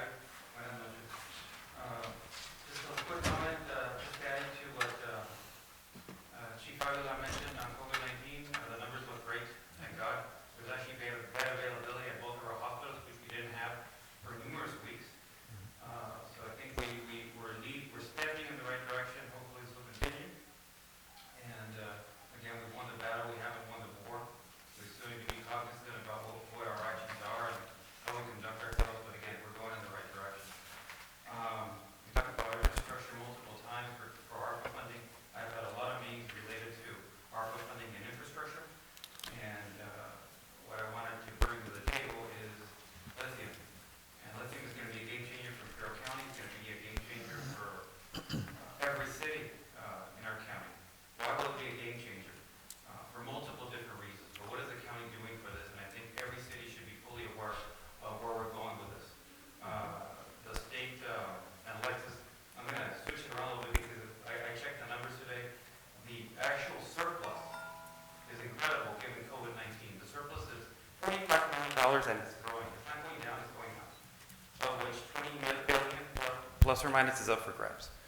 So it's huge money. Obviously, in a county with such little political power and such few inhabitants that Imperial County has, we have to literally bang on every door to get any funding. You know especially what I'm talking about because you work for our county. So what this white paper does, this resolution that we approved, is obviously shoots for the stars. As far as infrastructure is concerned, millions upon millions upon millions of dollars at Cal Poly campus, and a local tax along with tax credits to incentivize individual companies coming to our valley, not just for extraction, but for value-added services, which is what we really need. That's what we want so we can have the younger generation get their college degrees, engineering, whatnot, and come back to our valley and be able to live prosperous, professional, and personal lives. That's what that white paper is asking for. I mean, we can go on and on with what we try to accomplish, environmental concerns that we have here, talking about the Salton Sea and all our air pollution. I mean, I have 3 kids. I've had 2 kids with cancer and 3 are pre-asthmatic. So, I mean, we have a lot of health issues in our valley. So that's also something that's included. So again, this is a game changer. It's in its infancy state, but it's definitely going to be what I'm hoping ag production in our valley was for the 20th century. I'm hoping what lithium and lithium value-added services will be for the 21st century for our county. Lastly, they mentioned roads a couple times. I think it's very important that we all know from a county perspective where we stand on roads because we have so many dilapidated roads. We've talked about Bowker. Now, unfortunately, we fixed Clark. Clark is looking a lot better. But what happens now? Our bridge is out. So we can't use Clark now, not because it's almost an unpaved Baja 500 carretera, but because the bridges are out. And then the other bridge on Dogwood is also going to be out very soon, if not already, because the water level is exceeding the actual level of the bridge. We have a lot of bridge issues in our county. We have bridges issue in Calexico with West Danza Road. So again, bringing public works so we're all fully aware of what the county is doing to support the city, as well as what it's doing with bridges and roads, I think is very important. I'm going to schedule that, if it's okay with our mayor and city manager, to bring John Gay, who's our public works director, to give us a crash course on what we're doing and what the game plan is to take care of these issues. Again, once we move forward with public works, I'll try to bring more and more department heads from the county to be able to explain where we stand in each specific department and how they're supporting or how they can support the city of Calexico. That's it for me. Thank you very much. Thank you for your I time. have one thing for you. Okay. Te quedas. So, this is exciting. This is probably one of the first times that I've seen you excited about a project. And you Very and I have excited. had conversations about other Very projects in excited. the past, right? So I'm glad to hear that. And I know that you and I have had conversations, and I have asked you to maybe provide more information. And that was at a Southern Border Region Committee meeting. And you did say it, and I understand we're in the infancy stages. But I think what we need to have is exactly what you said, you know, get community feedback, buy-in, and understanding of the project, right? I understand that the tours of the facilities or the area are taking place, you know, people from Sacramento coming down, all of that is exciting. But is there a way, even if we are in the baby steps right now, can we have some sort of, workshop or informational session for the community where it explains, because now what I want to make sure that people understand, and something that has come up, and I think it was in today's paper or yesterday, where we're talking about tax, you know, where there's going to be a state tax imposed on this, and then a local tax. So I hope that before we actually working on this project, you know, we're starting to think about how can we sabotage this project. So I think informing people, I think, you know, just providing this information. I've gone 2 or 3 times to that area by myself because that's how interested I am. And because of what I do, I'm trying to picture the vision of what's to come. And I think that's exciting. But having that, even at the stage that we're in, having that information, that would be great. So if you can probably bring some of that, that's on one. And another thing that you touch on. Let me answer that one just so I won't forget, and I'll answer it in 2 phases. One, first of all, I appreciate your comments. And to answer your second question first, you're absolutely correct that we need to have a local commission because there is a state commission already where we participate as a county. In fact, one of the supervisors is co-chair of that state commission. We have literally over 100 stakeholders in that meeting, but I think we also need to bring it to the local level. Because again, this is a game changer for us at the local level, and we need to have control that we haven't had ever at the local level. Because again, it's our resource. Right. We need to benefit from it, and we need to be, and I apologize for saying this word because it's not a popular word, but we need to be a little selfish about it. In order to gain, as a city and as a county, the most benefit for our community. So again, I'm answering your second question first. As far as taxes are concerned, I completely agree, and that's why I propose that we all not only included a local tax measure, but local tax credits to basically, if you stay in the valley and you make value-added services in our valley, you're going to get a net zero tax, or you might get a tax benefit by staying in our valley. California is a highly taxed state. We know this perfectly well. We need to be more competitive. What happens to most of our vegetables? They get processed outside our county. We don't want them to have the lithium. That's why we need to fight for as much as we can to stay local. And again, I agree with you that with a tax comes a lot of risk. That's why the tax credit is part of that. Yeah. So thank you for that. I appreciate that, and I'm looking forward to that. Second point on services with the county, I think that's an excellent idea. We do have a lot of in-town services or services that are available in town. BH is here, social services, workforce, we're here. But what we need to do maybe just having these services, bringing these services literally to the individuals. And again, you and I had that conversation also. And not just the services, but also who are behind these services. From the service delivery individual to the ones that run, are in charge of administrating the services, because that's key. That's key, and we rarely get to see those individuals that are behind, these services or run the services come here. So, or at least be in our community, because it's a county, it's county services. So I think we're talking about how can we maximize our resources, ARPA, for example, right? Behavioral health services, right? It's there. But how can we maximize? How can we avoid duplicity? How can we enhance? So that's another proposal idea that we can work on. And again, speaking from some inside information, I think it will be great. That ties back to the previous item also. Preparing, talking to people, getting people excited, getting people ready, because it's not going to be any good if we have all these industries, but we don't have the workforce. We don't get people excited. We don't talk to the local schools. We don't talk to, and I know that schools are engaged, but we need to make sure that we do that legwork. Okay, and the last point, bridges, roads, just understanding, I know a lot of discussion takes place at your meetings, and a lot of last minute emergency items. So I think we just need to have a better communication. One thing that I'm going to pass on to you, I received and I'm sorry I hadn't had a chance to talk to you one-on-one, but I did receive a concern on Memville Road. The brush is overgrown on the sidewalk, so people are going around and they're almost getting hit, by cars. So I don't know, I think that's county. If we can just have maybe property owners or the county public works, look into that, to. We can talk offline specifically on so we can fix the problem. And again, the reason why I'm going to invite somebody with the mayor and the city manager, John Gay, is because you can ask him direct questions, and he can answer, instead of me taking it back if I don't know the answer, he can actually answer right here in this dais for the public's sake, for our sake, for the sake of Calexico. Because again, there's a lot of issues, there's also a lot of work that has been done, there's a lot of work that will be done, that we should all be fully informed.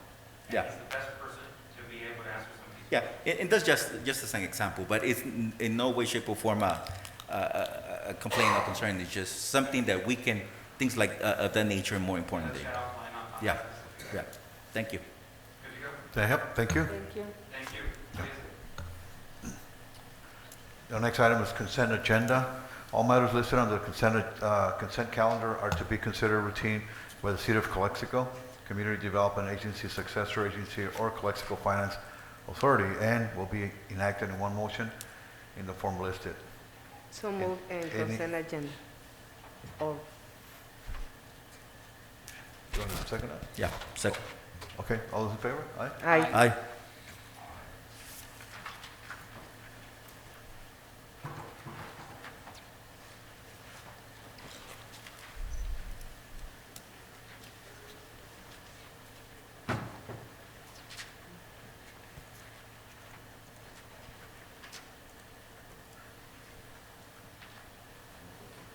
No, he's waiting for it. Aye, okay. Motion carried 5-0. Thank you. Next item is discussion and, items pulled from consent calendar for discussion. We have none. Discussion and potential action items, the next item. Number 9, introduction and waive first reading by the title only of ordinance number and ordinance of the City of Council, the City of Calexico, California, amending Chapter 8.36 and repealing Section 8.39 of Title 8 of the Calexico Municipal Code relating to solid waste disposal and recyclable materials and organic waste.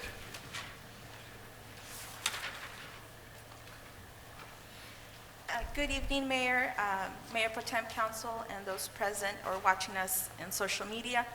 Back in October of 2014, Governor Brown signed AB 1826, which requires businesses and also multifamily properties that generate 2 or more cubic yards of solid waste to subscribe to organic collection services.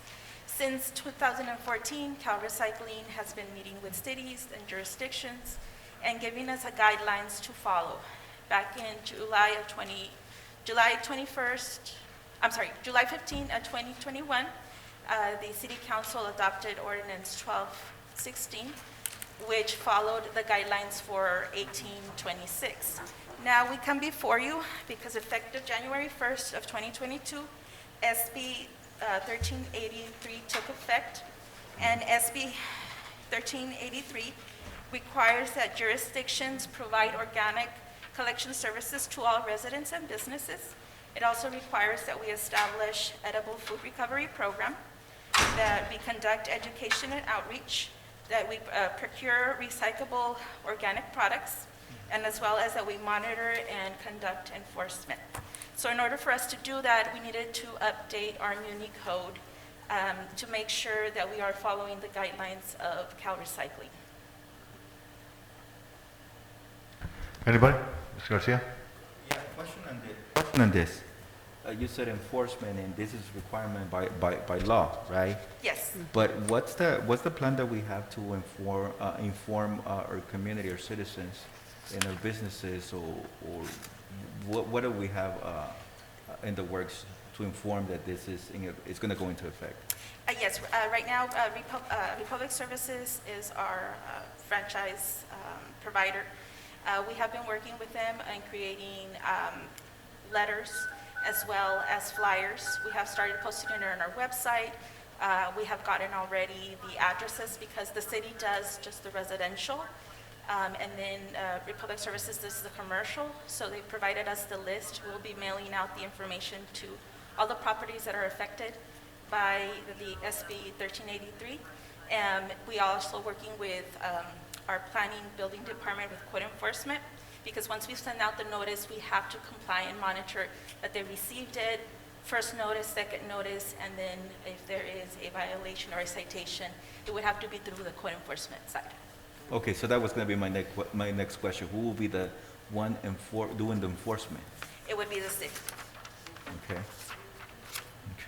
So, I mean, this is something that we don't have no choice, pretty much. But, what I will suggest is that we make sure that we inform the citizens, the community, and really be clear as to why this is happening.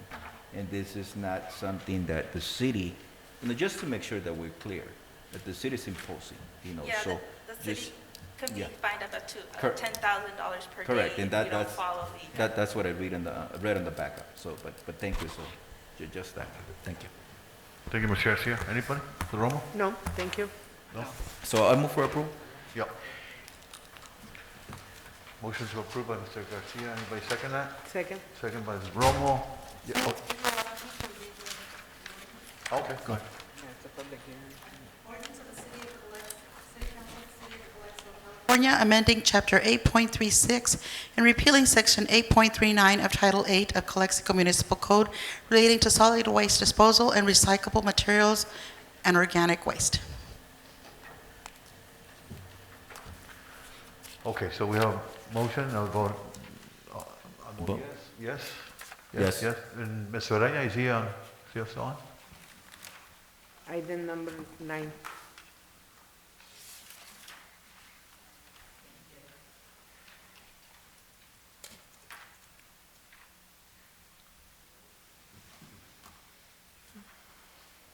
Aye. Okay, motion carried 5-0. Thank you. Next item is the authorized city manager to file notice of completion for sewer main replacement project on designated streets. Yes, back in July of 2021, A&R Construction began the replacement of sewer line at various locations, which is Pauline Avenue between 7th and 10th, Dual Avenue between 5th and 7th, and Beach Avenue between 5th and 7th Street. The project has now been completed, therefore we come before you to authorize the city manager to file the notice of completion. This funding was wastewater enterprise fund. It did not affect the general fund, and we came within budget of our CIP program. Mr. Garcia? No, just thank you, and I just want to go back, not getting off this item, but remember that I have asked, a few times about going back to, if we have a plan as to our infrastructure, a sewer, that in the water lines, we're usually responding, instead of being preventive. So we can just, again, I don't want to give you more work, but in the future, we can have a presentation as to what that looks like. But maybe that's a comment for future agenda items. But thank you. So with that, I move for approval. Okay, anybody second that? Romo, second by Romo, all those in favor? Aye. Aye. Aye.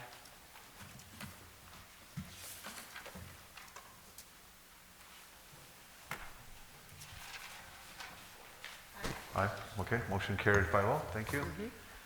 We pulled item number 11, we tabled that. Moving to number 12, approve and authorize city manager to enter into a private investment revitalization, job creation, and tax sharing agreement with Mr. Ron Hollis Properties, LLC.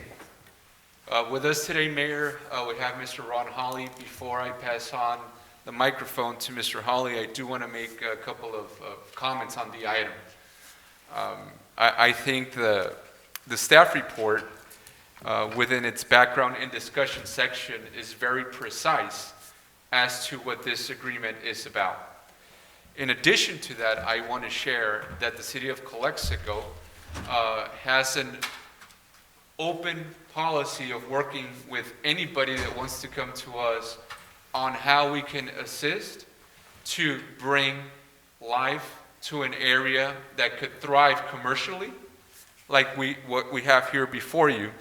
In addition to that, I want to point out that the work that we've done with Mr. Holly has been extensive.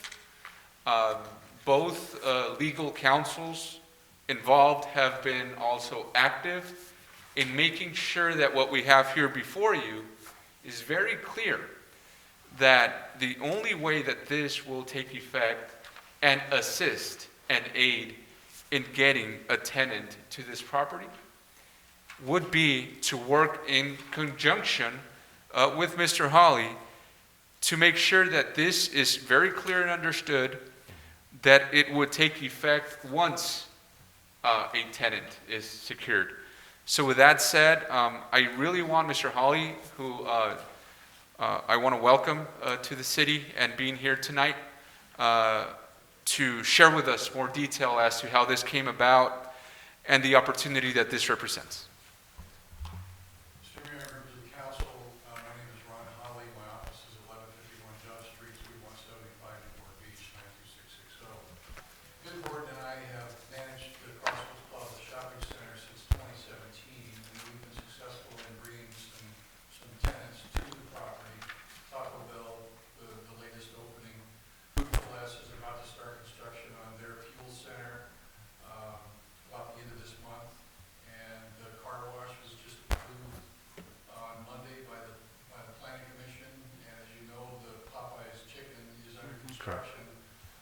Probably open in the next 3 or 4 months. And we have 2 more quick service restaurants, Dunkin' Donuts and Dairy Queen, who we're teeing up, and they will be before this the planning commission for CUP approval sometime in March. So we're looking forward to that. Ben and I have been a little frustrated with the closure of the former Bourbon's, former Forever 21, for a number of reasons. Both of those retailers kind of hit the wall through no fault of Calexico's, but the building has been vacant for the last 2.5 years, and I've made several offers to the owner of the property, but never could get together on his price expectations and what I was able to afford and make sense out of from a pencil standpoint. But, I have investors and bankers that I have to report to, and things have to make economic sense. I can't just go throw a bunch of money against the wall and remodel an 80,000 square foot building. So things have to make economic sense.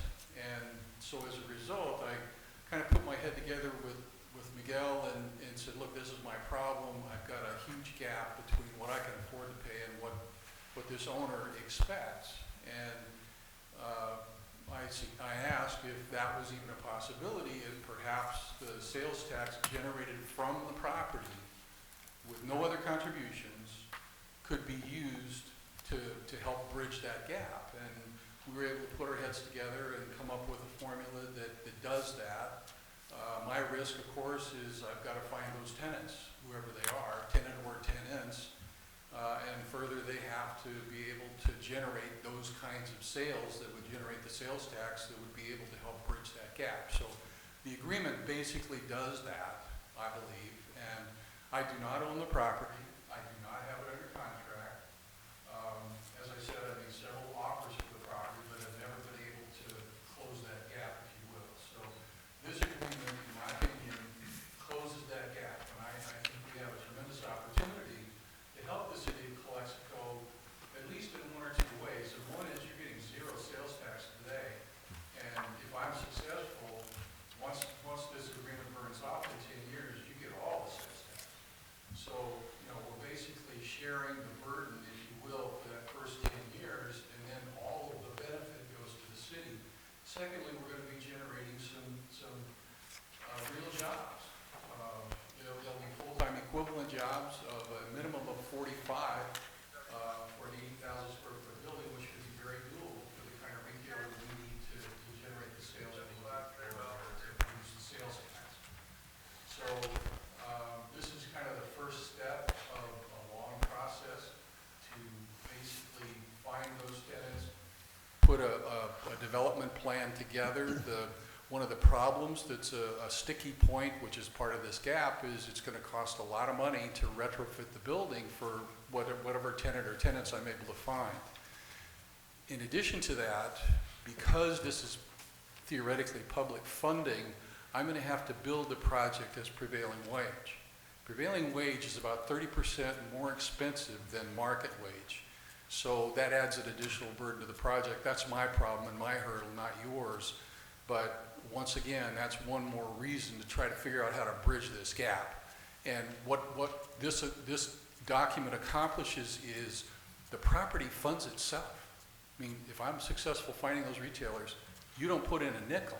It's all generated from the property, nothing taken away from the city. So I think it's a win-win for everybody. The community wins because they get strong retailers, they get full-time jobs, full-time equivalent jobs, and they take care of a hole in a shopping center that has sat there for the last 2.5 years, and the prospects of getting filled up with any kind of tenants right now from the existing owner is not good, humbly, I would submit. And we don't want another Toys R Us situation where it sits there 5 years and finally Ashley Furniture comes along and takes it over, but that doesn't generate a whole lot of sales tax either. So anyway, we've got a huge challenge, but this helps us in the first step of accomplishing that challenge and that goal. One of the things in my background, and I don't know how many of you were around, around 20, let's see, we opened in 2013. I'm talking about Grand Plaza. I helped develop that project. So I've had a lot of experience with the community, and I'm no longer involved in that project. I was just basically a development consultant. But we've had some success in town, and so I would be happy to answer any questions that you may have, and hopefully we'll get a positive answer on this one. Thank you. Anybody? Mayor? Yes, Ms. Garcia. Thank you, Mr. Hawley, for coming down and staying around, It is exciting to see the development, from, you're right, from having a dormant, plot of land or plots of land, to now seeing that businesses coming to Calexico, and it is great. I think we need that revenue. We need to make sure that we keep that coming in. With that also, I want to, you mentioned that there was a formula, or at least formulas that were used to project, I guess, revenues or monies that will probably help you offset some of this cost that you're investing or your investments that you're making. So, and you're proposing 10 years. Is 10 years covering that proposal gap or helps bridge that gap that you're talking about to make this feasible? Well, yes, the longer the better, but the retailers I have in mind hopefully will be able to meet our goals. See, part of my problem is the sales tax comes down the road after I've opened the store, so I've already spent all the money.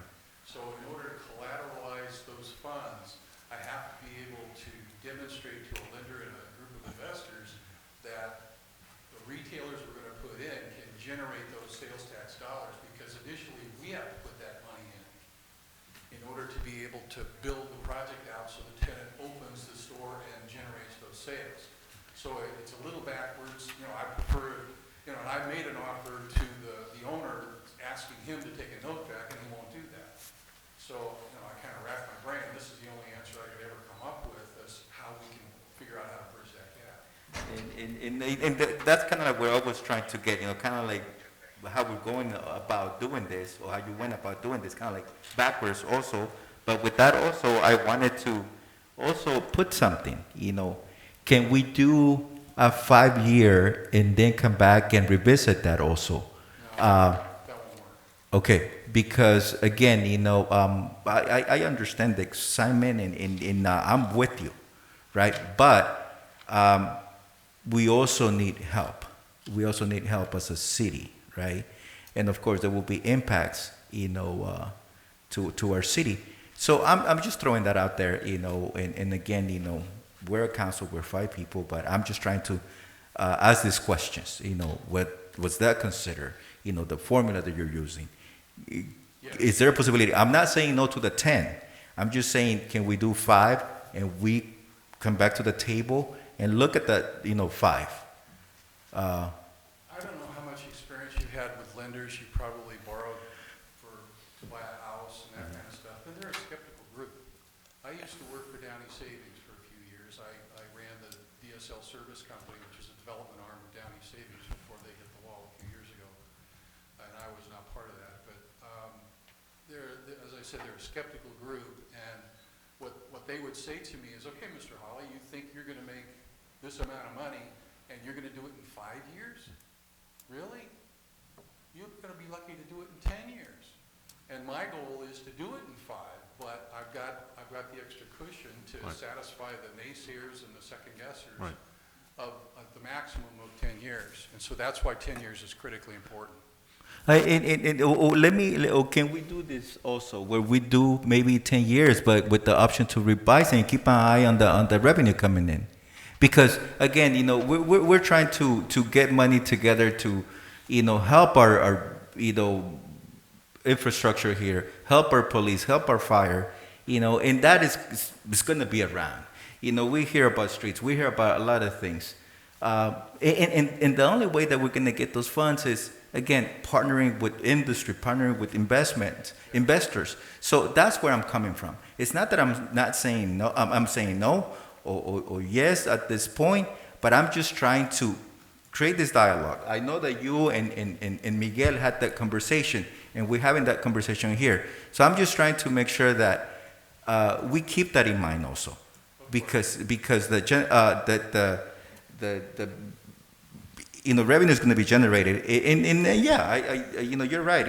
I might not be an expert on these finances, right? These are high level, finances. But what I can tell you is that I want to make sure that I'm looking out for the community, and they're excited. They're excited about what happened. I mean, what's happening over at that area, and they're looking forward to Popeye's chicken. I'm looking forward to Dunkin'. I'll be there. I'm going to be the first one there. But and the chief, I think, he just raised his hand too. So, but just to, kind of like create a conversation and somehow, help each other out. I think we need to help you. Built into the formula is once my gap is achieved and has nothing to do with increased cost, then we basically share the cost or the sales tax generation 50-50 up to the 10 years. Right. So there is some huge benefit opportunity for the city along that 10-year period. But it all depends on the retailer that I'm able to achieve and their sales production. The retailers that I have in mind will easily meet those goals, I believe. But I can't promise that. No, and I'm not expecting for you to give me hard numbers, that I understand also. Yeah. But again, this is just something that I wanted to ask, and, Sure. and just for the benefit of my understanding and the public and then the citizens. That's why it's a win-win, because it not only, you prime the pump by letting me bridge that gap between what the owner wants and what I'm capable to pay economically, and then we share up to the 10-year period. And the additional sharing helps cover my additional construction costs for taking, public money, if you will. And that's exactly what I'm talking about, especially public money, so. So at this point, I guess my question is, you more or less already have everything in place. If you're coming to us, it means you're already thinking ahead of more or less you have, what I'm saying, you're already maybe working with someone, or No. Is it fair to No. say that or not? No, this is the first step. I don't have tenants in tow, I don't have investors in tow, I don't have anything. This is all critically important because before I can talk to an investor or even the owner, I have to be able to say, look, folks, I have an agreement from the city that they will help me bridge my gap. Now Okay. suddenly I have credibility, because otherwise it's just talk and smoke. And until I have something real, I've been chasing this property for the last 4 years. You see what my success rate has been 0. You've got an empty building for the last 2.5 years, so. No, not but only we that, have- a lawsuit pending with the former owner, so, anyway. Well, thank you, because we are seeing progress. Thank you. I sure hope so, knock on wood. I'm gonna do everything I can to make this happen. Mr. Romo, anything? No? I don't know, I only, one question for Miguel, is why extended 3 years? For what extended 3 years? 10 years or 3 Yeah. I'm sorry? The time. What is the reason? Why extended 3 years? What 3 is the years? reason? 3 years, yes, it's in, the agreement ended in 31 and 2021. Finished, no? 2021. So if I understand correctly, maybe the question comes in on, and correct me if I'm wrong, Councilwoman. What I'm understanding, it refers to the time frame Yeah. that the agreement will establish for Mr. Hawley to be able Yes. to secure first a phase. tenant or get this opportunity off the ground. And the reason for that is because, like Mr. Hawley mentioned right now, Yeah. pretty much he's starting from nothing. And this is simply going to be the tool that will allow for him to do his work and see if we can get something off the ground. That's why I think it's a reasonable time frame to allow him to be able to do this. Basically, the agreement provides for 12 months for me to find a tenant or tenants and put an LOI together. It stands for letter of intent, which isn't a signed contract, but it's an agreement to agree. And it says national tenants that we'll be talking to don't go through the process usually without a letter of intent, because they use that as a framework to develop an agreement of either a lease or a purchase or whatever. In this case, it would be a lease. So I have 12 months to put letters of intent together and demonstrate that I made substantial progress, otherwise the agreement falls. So in other words, Ms. Romo, just to complement and just make sure that we captured what you were what you rightfully asked, is technically a year, as we know, goes by very fast. And Mr. Hawley will be against the clock if you want to look at it in a way, because it's an ambitious timeline. And I think that's also in an effort for Mr. Hawley to prove to the city that he is going to work on this to hopefully be successful.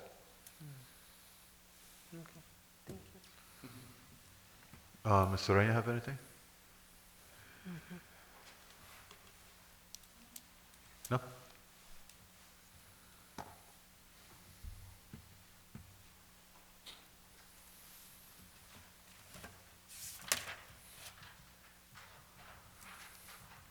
No? Okay, thank you. Okay, I don't have anything. I understand it very well. Thank you for your information. I don't know, we need to vote on this? I have a probably, some of the On number 12? You put number 12. Okay. Yep. Up. It's okay. Yes.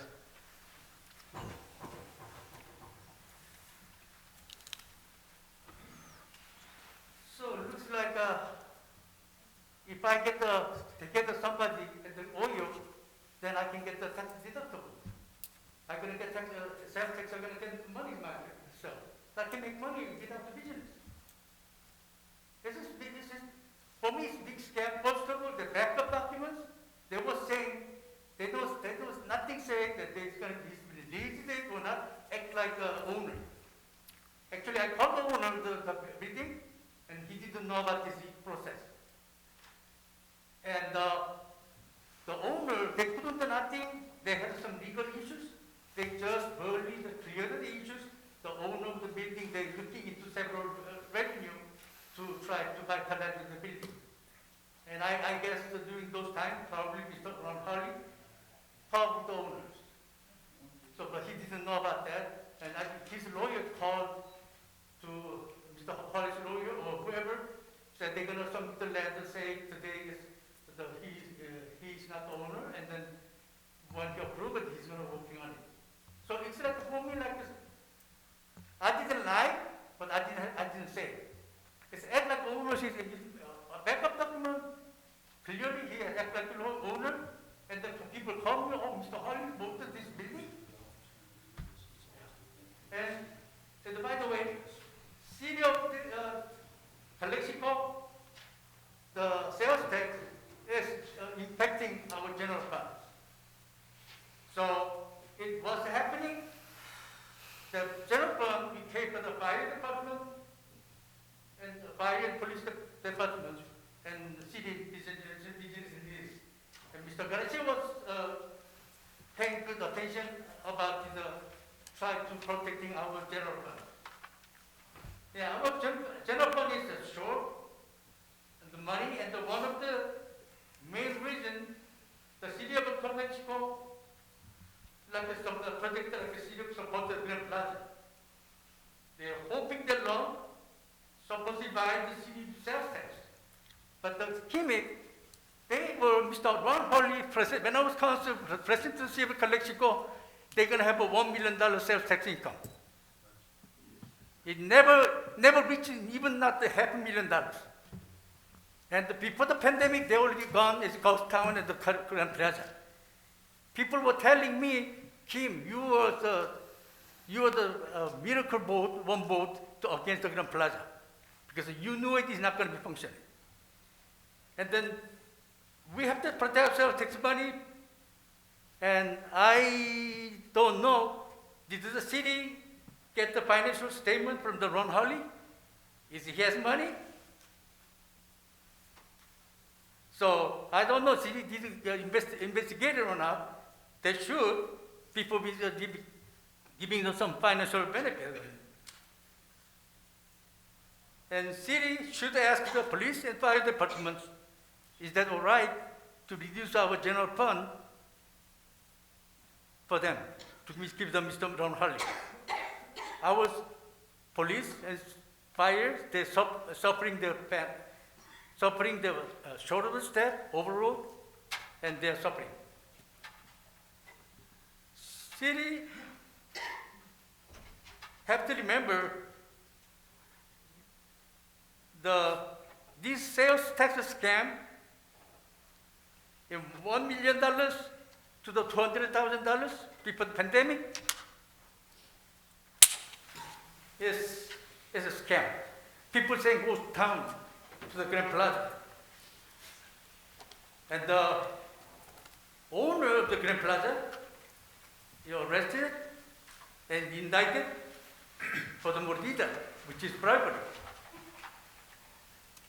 So, city of Calexico paying them or giving them the Grand Plaza every year is about $500,000 every year paying for them.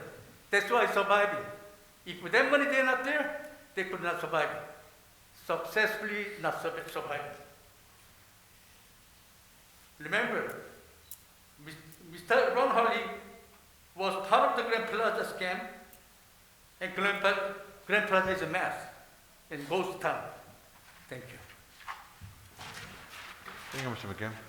We have Mr. Pennyhorn on item number 12.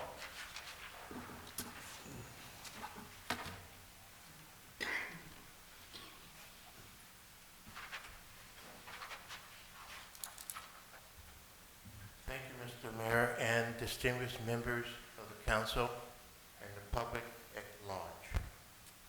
I want you to realize what we're proposing is not the Grand Plaza.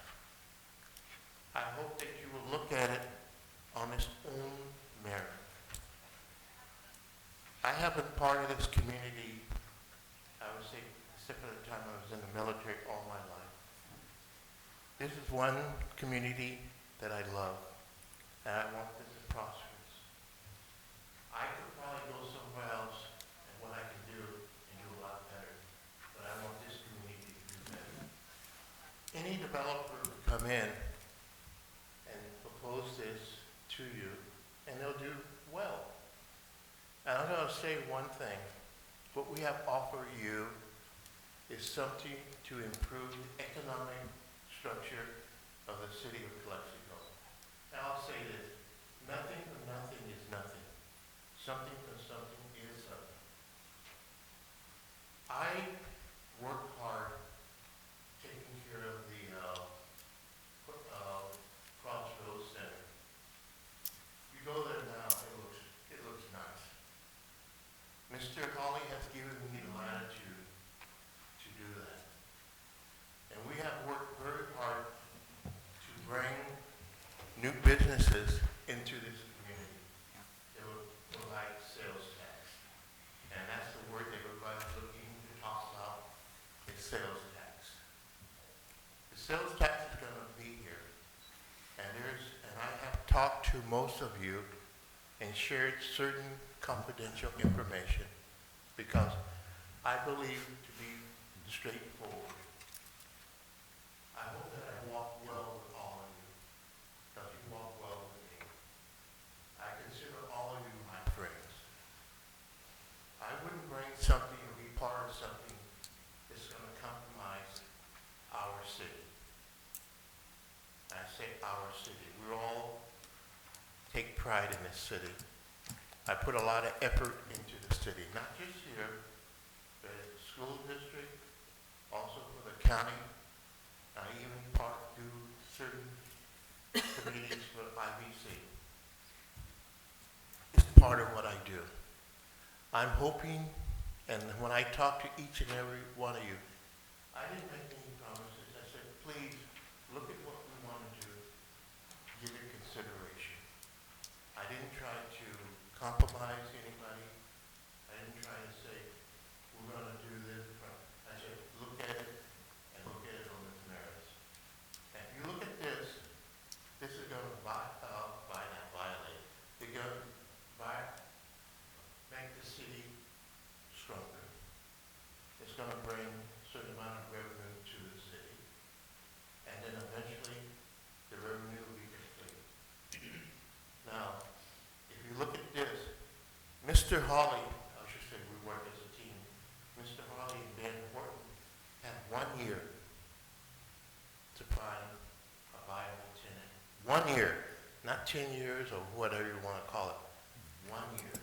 So that means we're going to have to hit the floor running to bring a viable tenant that's going to be a tenant that's going to make this a success. It's embarrassing to drive by and to come to the Crossroads Center and here's this big building empty. And what does that say for the city? We can't turn around and make that building produce sales tax, help our fire and police department, give it the ability to get more officers, a little part of it. And we all talk about we need more officers. Help us to provide that. And that's all I'm going to say. I hope we're good. Thank you. Thanks, Mr. Horton. No one else? We're going to make a motion for... You want to make a motion? I like more information for Mr. Figueroa for this item, please.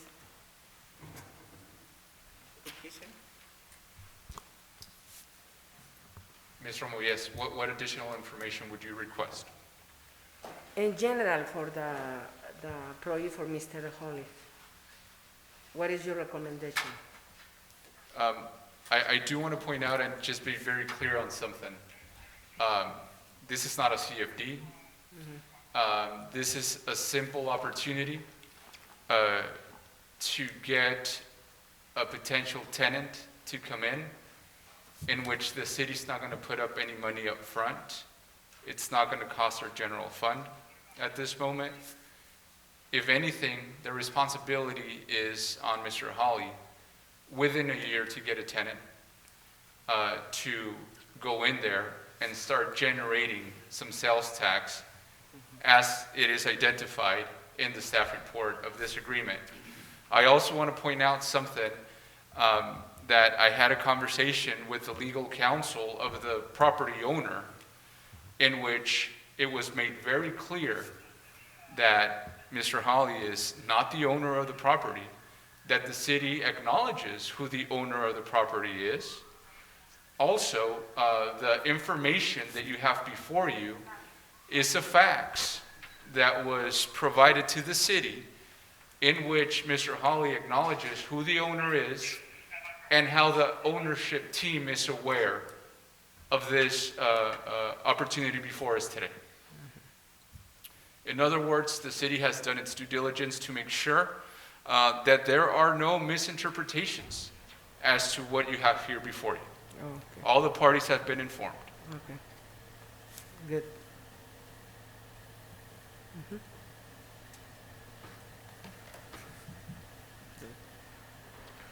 Okay, so, anybody else? No, think not. No? Garcia? Again, this is sounds good, looks good, but I would like just to somehow have the ability to revisit this, to keep track of the revenues, because I see numbers that you want to target, right? What's your target as far as revenue? Okay, and I'm hoping that those targets, that revenue, it's met. But if it is met before the 10-year, and again, I'm not an expert on finances or I'm not an economist, my expertise is somewhere else, but what I can understand is that if we can revisit that, if we can keep track of that, and if that gap that we're that Mr. Hawley or the investors are looking to bridge is met before this time, that if we can start seeing some revenue, to the city. That's something that, I would like to see. I wouldn't like to engage in a 10-year, 20-year, whatever, this is a 10-year. But I want to have, as a city, I want to have some leverage to bring back this to the table, and not have it go through a specified amount of time until we can revisit or expires. Thank you, sir. Yes, Mr. Hawley. I have to bridge the gap. The gap is my risk. The tenant is my risk. The city has no risk. Right now, you're getting zero. You get full-time equivalent jobs. You have a chance of a lot of sales tax if I'm successful. If I'm not successful, you still have an empty building. It is my intention to make a full price offer to this owner if this agreement is approved. He is expecting that offer from me if this agreement is approved. As Miguel indicated, his lawyer has been talking to us for the last week about this very issue because the original document said I was the owner, and I've never indicated that. It was just a mistake. So I'm not the owner, but I'm willing to do everything I can, and I have a successful track record in the city of Calexico. And Grand Plaza is not a scam, by the way. That's a $50 million project that was built out of pocket. So people who throw rocks shouldn't live in glass houses. I'm willing to do everything I possibly can. I've been in the real estate business since 1969. I've been a broker. I am a broker. I got my license in 1983. I have represented major tenants. I've done consulting work for Lowe's, Eagle Hardware and Garden. I ran Alpha Beta's real estate program for a few years. You may remember that old name. They were around a long time. We were part of American Stores, and at one time we were #1 in the country of grocery stores before Walmart got involved and so on. But anyway, I have a history of successful retail facilities. I've built over 5 million square feet of retail facilities in my career. I think we have a good chance of doing this. I make no commitments or promises or warranties of who the tenants are going to be, because I don't know. Tenants take their time about things. I know how tenants think, because I was a tenant. Out of my 50-plus year career, I was a tenant for 20 years. So I know the kinds of things that go on with real estate communities and the things that they're thinking, but I don't control them. And I'm prepared to do everything I can to make this work, not just for my benefit, but for your benefit as well. And there are so many benefits to the community. I really wonder why there's any reluctance to. You have nothing to lose. I'm the one out there facing machine guns. So I'm happy to answer any questions as honestly and openly as I can. I'm transparent. But we need this approval, or we just keep on honoring and have a nice 80,000. You ready to vote? I'm ready to vote. Yeah. Thank you, Mr. Holly. Anything else? What I said, I just, what I needed to say, I said it. Okay, so I'll make a motion as approved as presented by city manager. Anybody second that? Second. Second, Ms. Romo. All those in favor? Aye. Aye. To me, no. No? Senator? Yes, Urania? Raúl. Aye. Okay, so motion passes 4-0. Mr. Raleigh? Thank you.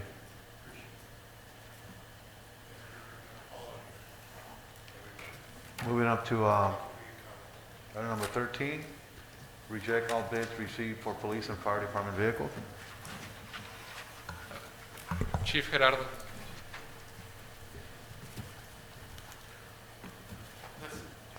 This item that you all have in front of you is just us requesting for you to reject the bid. The bids that were submitted were missing information on the vehicles. They only gave us prices and the year of the vehicle, but it did not include all the specifications that we had requested.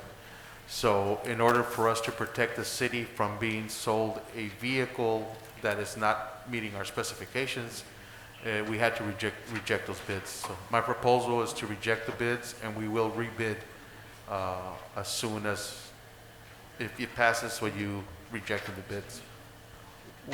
Different company or same? Or? It will be open up again. Okay, got it. And with the specific instructions that they have to include what you're selling me, you can't just give me a price. Okay. And that's both for police and fire, for the emergency vehicles. Okay. So moved. Okay, so move. Second? Second. Second, Mr. Garcia, all in favor? Aye. Aye. Aye. Aye. Thank Mr. you. Ureña? Thank you, Chief.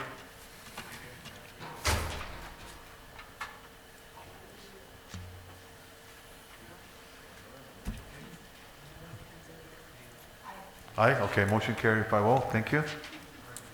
Item number 14, adopt a resolution authorizing the submission of the 2020-2021 Home Investment Partnership Program application to the California State Department of Housing and Community Development for funding in the amount of $3,584,163, and if awarded, the execution of a standard agreement, any amendments thereto, and other related comments necessary to participate and comply with in the Home Investment Partnership Program.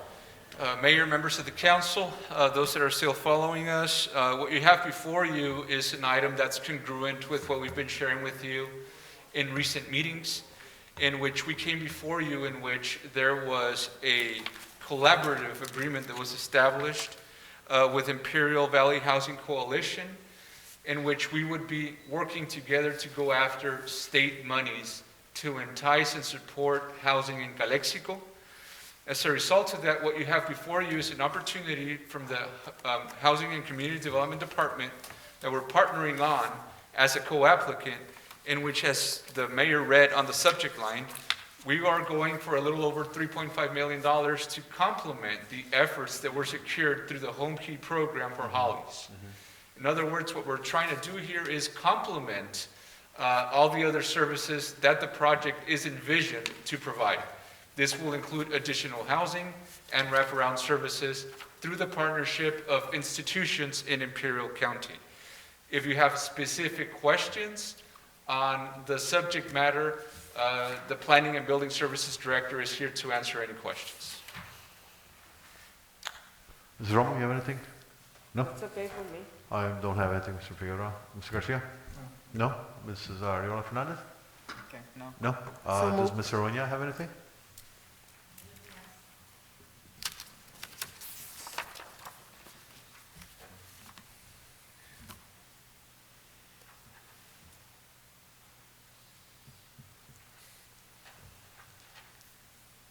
No? Okay. So we need to adopt the resolution, vote on this, moved by Mr. Romo. Anybody second it? Mr. Garcia seconds it. All those in favor? Aye. Aye. And Mr. Reyna? Aye. Okay, motion carries 5-0. Thank you. Item number 15, appointments by Mayor Moreno and Mayor Pro Tem Garcia of one commissioner each. The Sales Tax Citizenry Advisory Committee, Measure H. Mr. Garcia, I think you have one? Yeah, I appoint Ms. Adriana Armendariz to the Measure H committee. Okay. I don't have anybody yet, so we'll table that for next time. Right.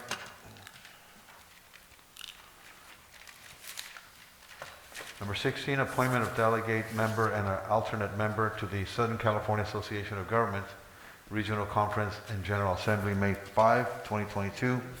I make a motion to appoint myself and Mayor Pro Tem, if you wish to follow, to this commission. Okay, it's a virtual meeting, I believe, right? Were you able to confirm, Miguel, if that's a virtual or in person? In person, sir, in person. In person? Yes. It's in person. Okay, so it's in person? We will be working with our city clerk to make sure that everybody that is going to attend has the proper arrangements and all these things as Okay. it's come about. All right, and then, we don't vote on it, do we? You two will be voting. Yeah. Yeah, we'll be the delegates, right? Primary alternate. Right. Yeah, okay. And we don't need to vote on this, right? I made the appointment. Yes. Oh, you gonna vote? Yeah. Okay, so anybody make a motion? Motion to approve? Motion? Second. Second by Mr. Garcia, all those in favor? Aye. Yes. Aye. Mr. Ureña?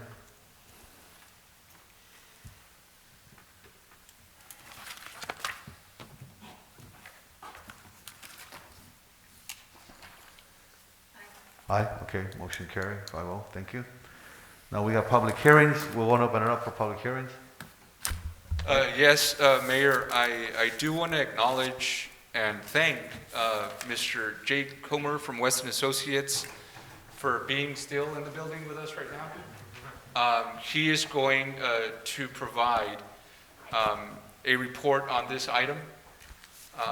Again, he represents Weston Associates, those tasked to oversee this process. So at this point before you, Mayor, if you wish, you have an option. We can have a presentation on the item. You can then open the public hearing for any comments. Okay, I think making a presentation would be best, because Sure. people can, Absolutely. what's it about, and maybe you can Yes. call in and we can talk about it. Yes, go ahead.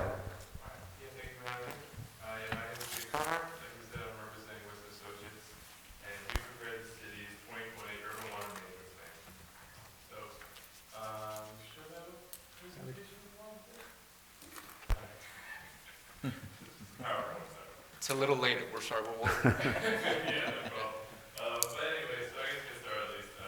So the stormwater management plan is basically a planning tool for water agencies. It's a good source of information for development of general plans and just other planning documents within the city, and is required by state law.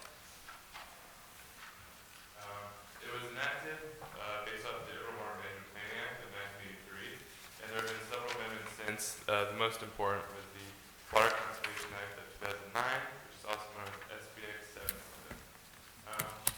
Who is required to do this? Anyone that has 3,000 customers or 3,000 acre-feet per year of water supply, and these pumps are filed every 5 years. So I think I'm on slide 4 right now.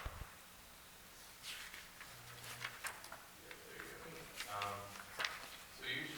So yeah, like I said, these are filed every 5 years, and the deadline for these is usually in July, but there's not really much of a consequence.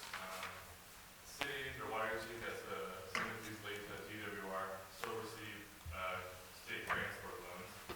And then next slide, please. So here are just some updates to the California water code that were impacted on this report. Some key ones, I guess, are current and projected land uses, 6 state water shortages, and then 5-year drought projections, as well as the other ones mentioned there. And then next slide, please. And then here's the confidence of the city's 2020. The city should have hard copies, and there is an online PDF draft, or final draft now, on the city's website that anyone can access. Basically 9 chapters here, and they break up into sections regarding the city's information, the water service area, sources and suppliers, local opportunities, and et cetera, et cetera. Next slide, please.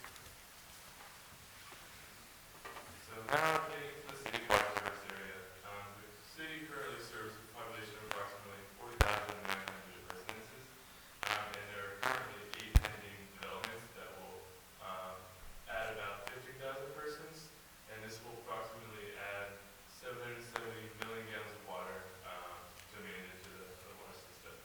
And then we have projected that the city is going to steadily increase over time, and by 2045, the service area population will be about 61,250 residents. Next slide, please.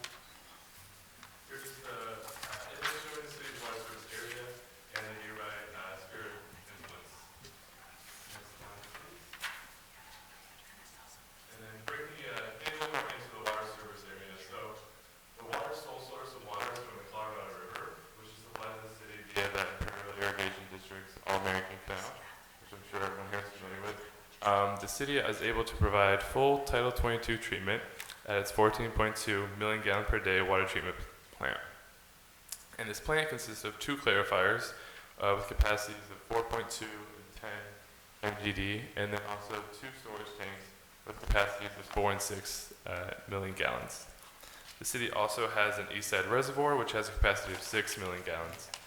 The city is able to pump potable water into its distribution system to its residents through 3 treated water pump stations, one of which is located at the water treatment plant, which is the filtered water pump station, and then there's the distribution system pump station and the east side booster pump station.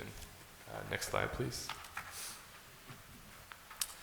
Further into the supplies, the recorded imported surface water supply in 2020 was approximately 1,871 million gallons. And due to IAD's longstanding and ample water rights, the city should not foresee any decreases in supply or availability to the city. The only really limitation is the amount of water that the city can treat, and that's due to the capacity of the water treatment plant. And at this time, the city does not pump any groundwater. Like I said, the sole source is the surface water from IAD's All-American Canal, and this is mostly due to the poor water quality of the groundwater basin. Next slide, please. Here's just an image of one of the 10 MGD clarifiers at the plant. We were actually able to visit this site when developing this, and so this is a picture we took, and I think there's another one coming up a little bit later. But yeah, next slide, please.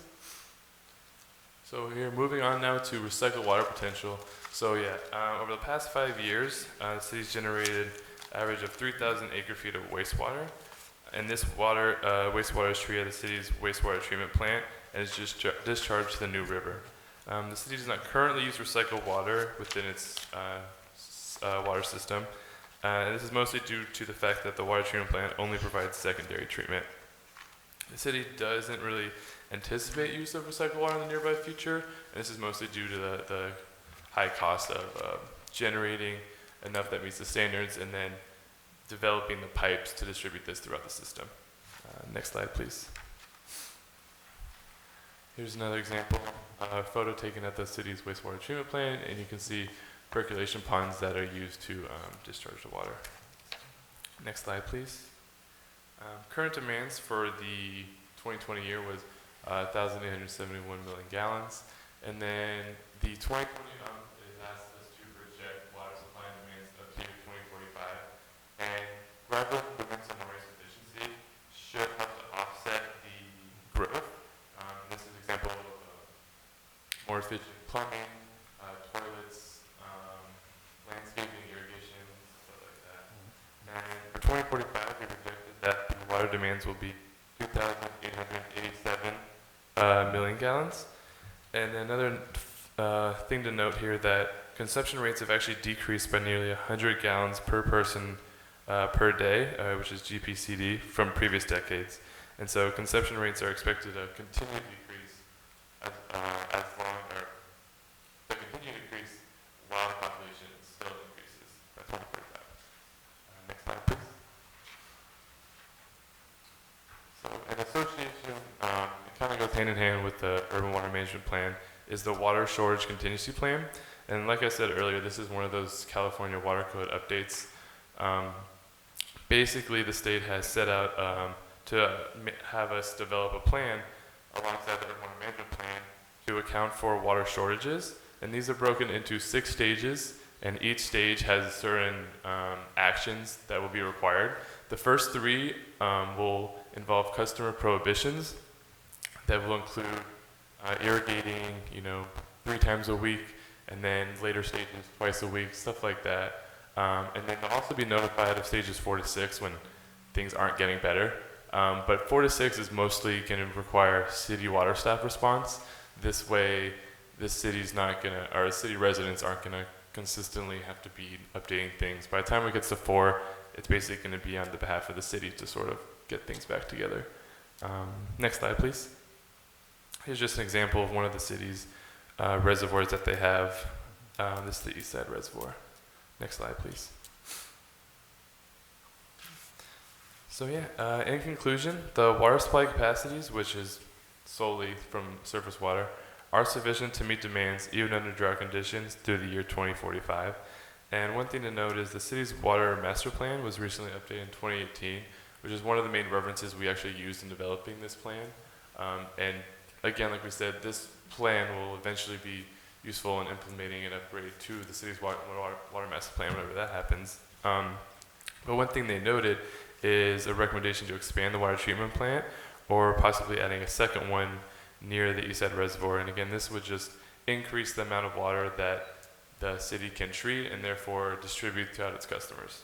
And the city should use provisions of the Water Shortage Contingency Plan for any sudden shortages or disasters. And we'll get into that, but basically, well, next slide we can get into that, but next slide, please. So, yeah, so that's basically the summary of the Urban Water Management Plan. I incentivize you to take a chance to look at it if you want to get more familiar with it. But the next step basically for the City Council now is to adopt both the Urban Water Management Plan and the Water Shortage Contingency Plan by council resolution. And then within 30 days of adoption, we'll help the city to submit the adopted UMP to the DWR online, and then we'll provide city copies to the state and county libraries. And then we'll make the UMP available, the final UMP available on the city's website. And next slide, please. And yeah, that's our presentation. If you have any questions, please feel free to ask. I don't have anything. Anybody has anything? Yeah. Thank you for staying with us. I think you're the last one to stay besides staff. Appreciate that. So your recommendations are based on the projections also that you alluded from the presentation at the beginning? Okay, so, and I see that that comes also with population, correct? Yeah. So that's your recommendations for us to add all this additional, maybe, storage, treatment and all of that? Yeah, I know. It was mostly our recommendation. We're basically kind of piggybacking off of the 2018 water master plan. In there, they had the recommendation, and then but looking into everything, we could see that IAD may be able to give you guys like as much water as you need, but really it's limited by the water treatment plan. And so I guess we just kind of concur with their recommendation that if we're to upgrade the plant or add an additional plant, whichever is feasible. That would just allow the city to give more, and also it helps the city to not just rely solely on one source. Like if one chain in that water treatment plant gets down, then it's going to be hard to quickly find a new way to get around that and supply water. So having just a dual capacity as well is also pretty beneficial. So. This information is very, very important. Is possible in Spanish too? For the rest for the people? We can look to do a translation in-house. Yeah. And then what we can do is publicize it on our website. Okay. That's good. Good. What I would like to see, Miguel, I know these are really important. I think this is something that we have to be thinking about, right? As we continue to grow, as we continue to get developments.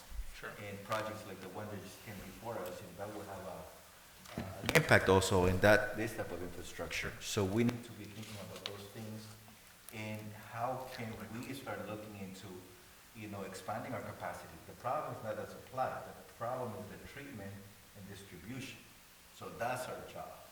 And that's what we have to be thinking about. So we can create, within the master plan, just get those, needs that we need to tackle, that we need to make sure that we start thinking about, because, if development continues to come, which we want, right, but we need to have that infrastructure. So just that point. Yes, sir. Good point. Anybody else? No, but is Mr. Ureña has anything? Maybe the water supply, we say it's going to meet our demands through 2045? You mean up to 23 years from now? Is that where? So right now, the water treatment plant is able to meet the demand and then some right now. So we're projecting out where that should still be able to meet it, but it's going to reach capacity near then. Okay. So right now, I think it's about half of its use, like about the capacity, but it's going to get closer to that, if not reaching that point later on. Okay, that's all I have. Okay, I'll go ahead and open it for public hearing at 17.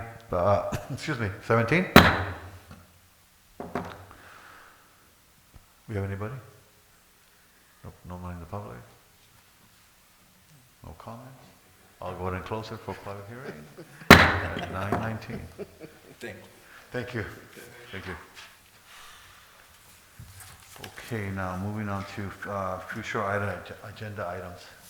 Mayor? Oh, I'm sorry. There are two resolutions? Yeah, that's right. Yeah, so if you, Carlos, do you want them separate or together? You can take one vote for both, Mayor. One vote for both? Yes. Okay. And Resolutions. where are they? I mean, Here, you can go to your item. these resolutions. Yeah, they're in, No, I'm taking the 17? No. yes. Yeah. Within your packet, you Right. you can read.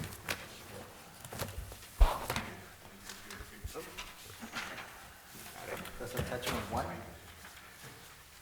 Yeah. That's 1? Towards the end, right? Yes. And attachment 2. Okay, so you want to make a motion on that? I make a motion to approve resolution number, under attachment 1, Uh-huh. and I guess it will get a number 2022. A 2022. resolution of the city, council of the city of Calexico adopting the 2020 urban water management plan. Okay. Second. There we go. Yeah. Second by Mr. Aguilar Fernandez. Any of us in favor? Aye. Aye.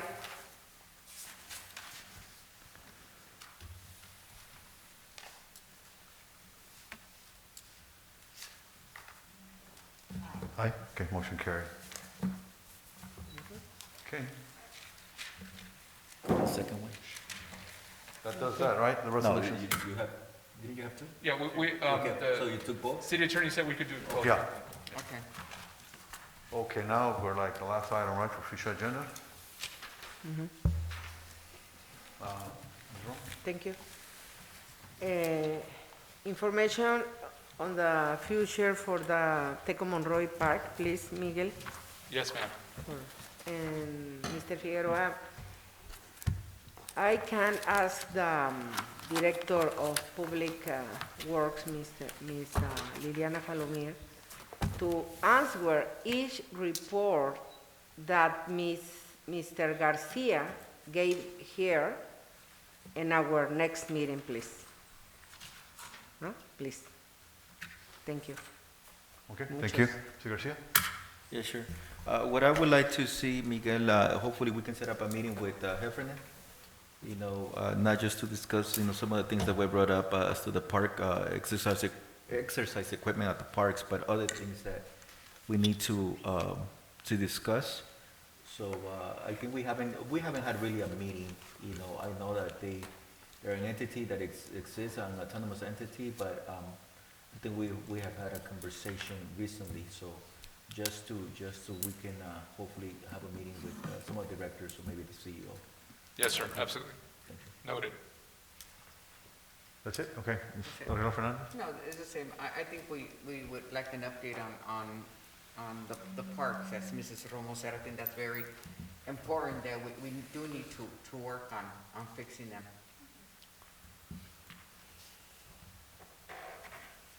Thank you. That's it. Is it Mr. Araya has anything?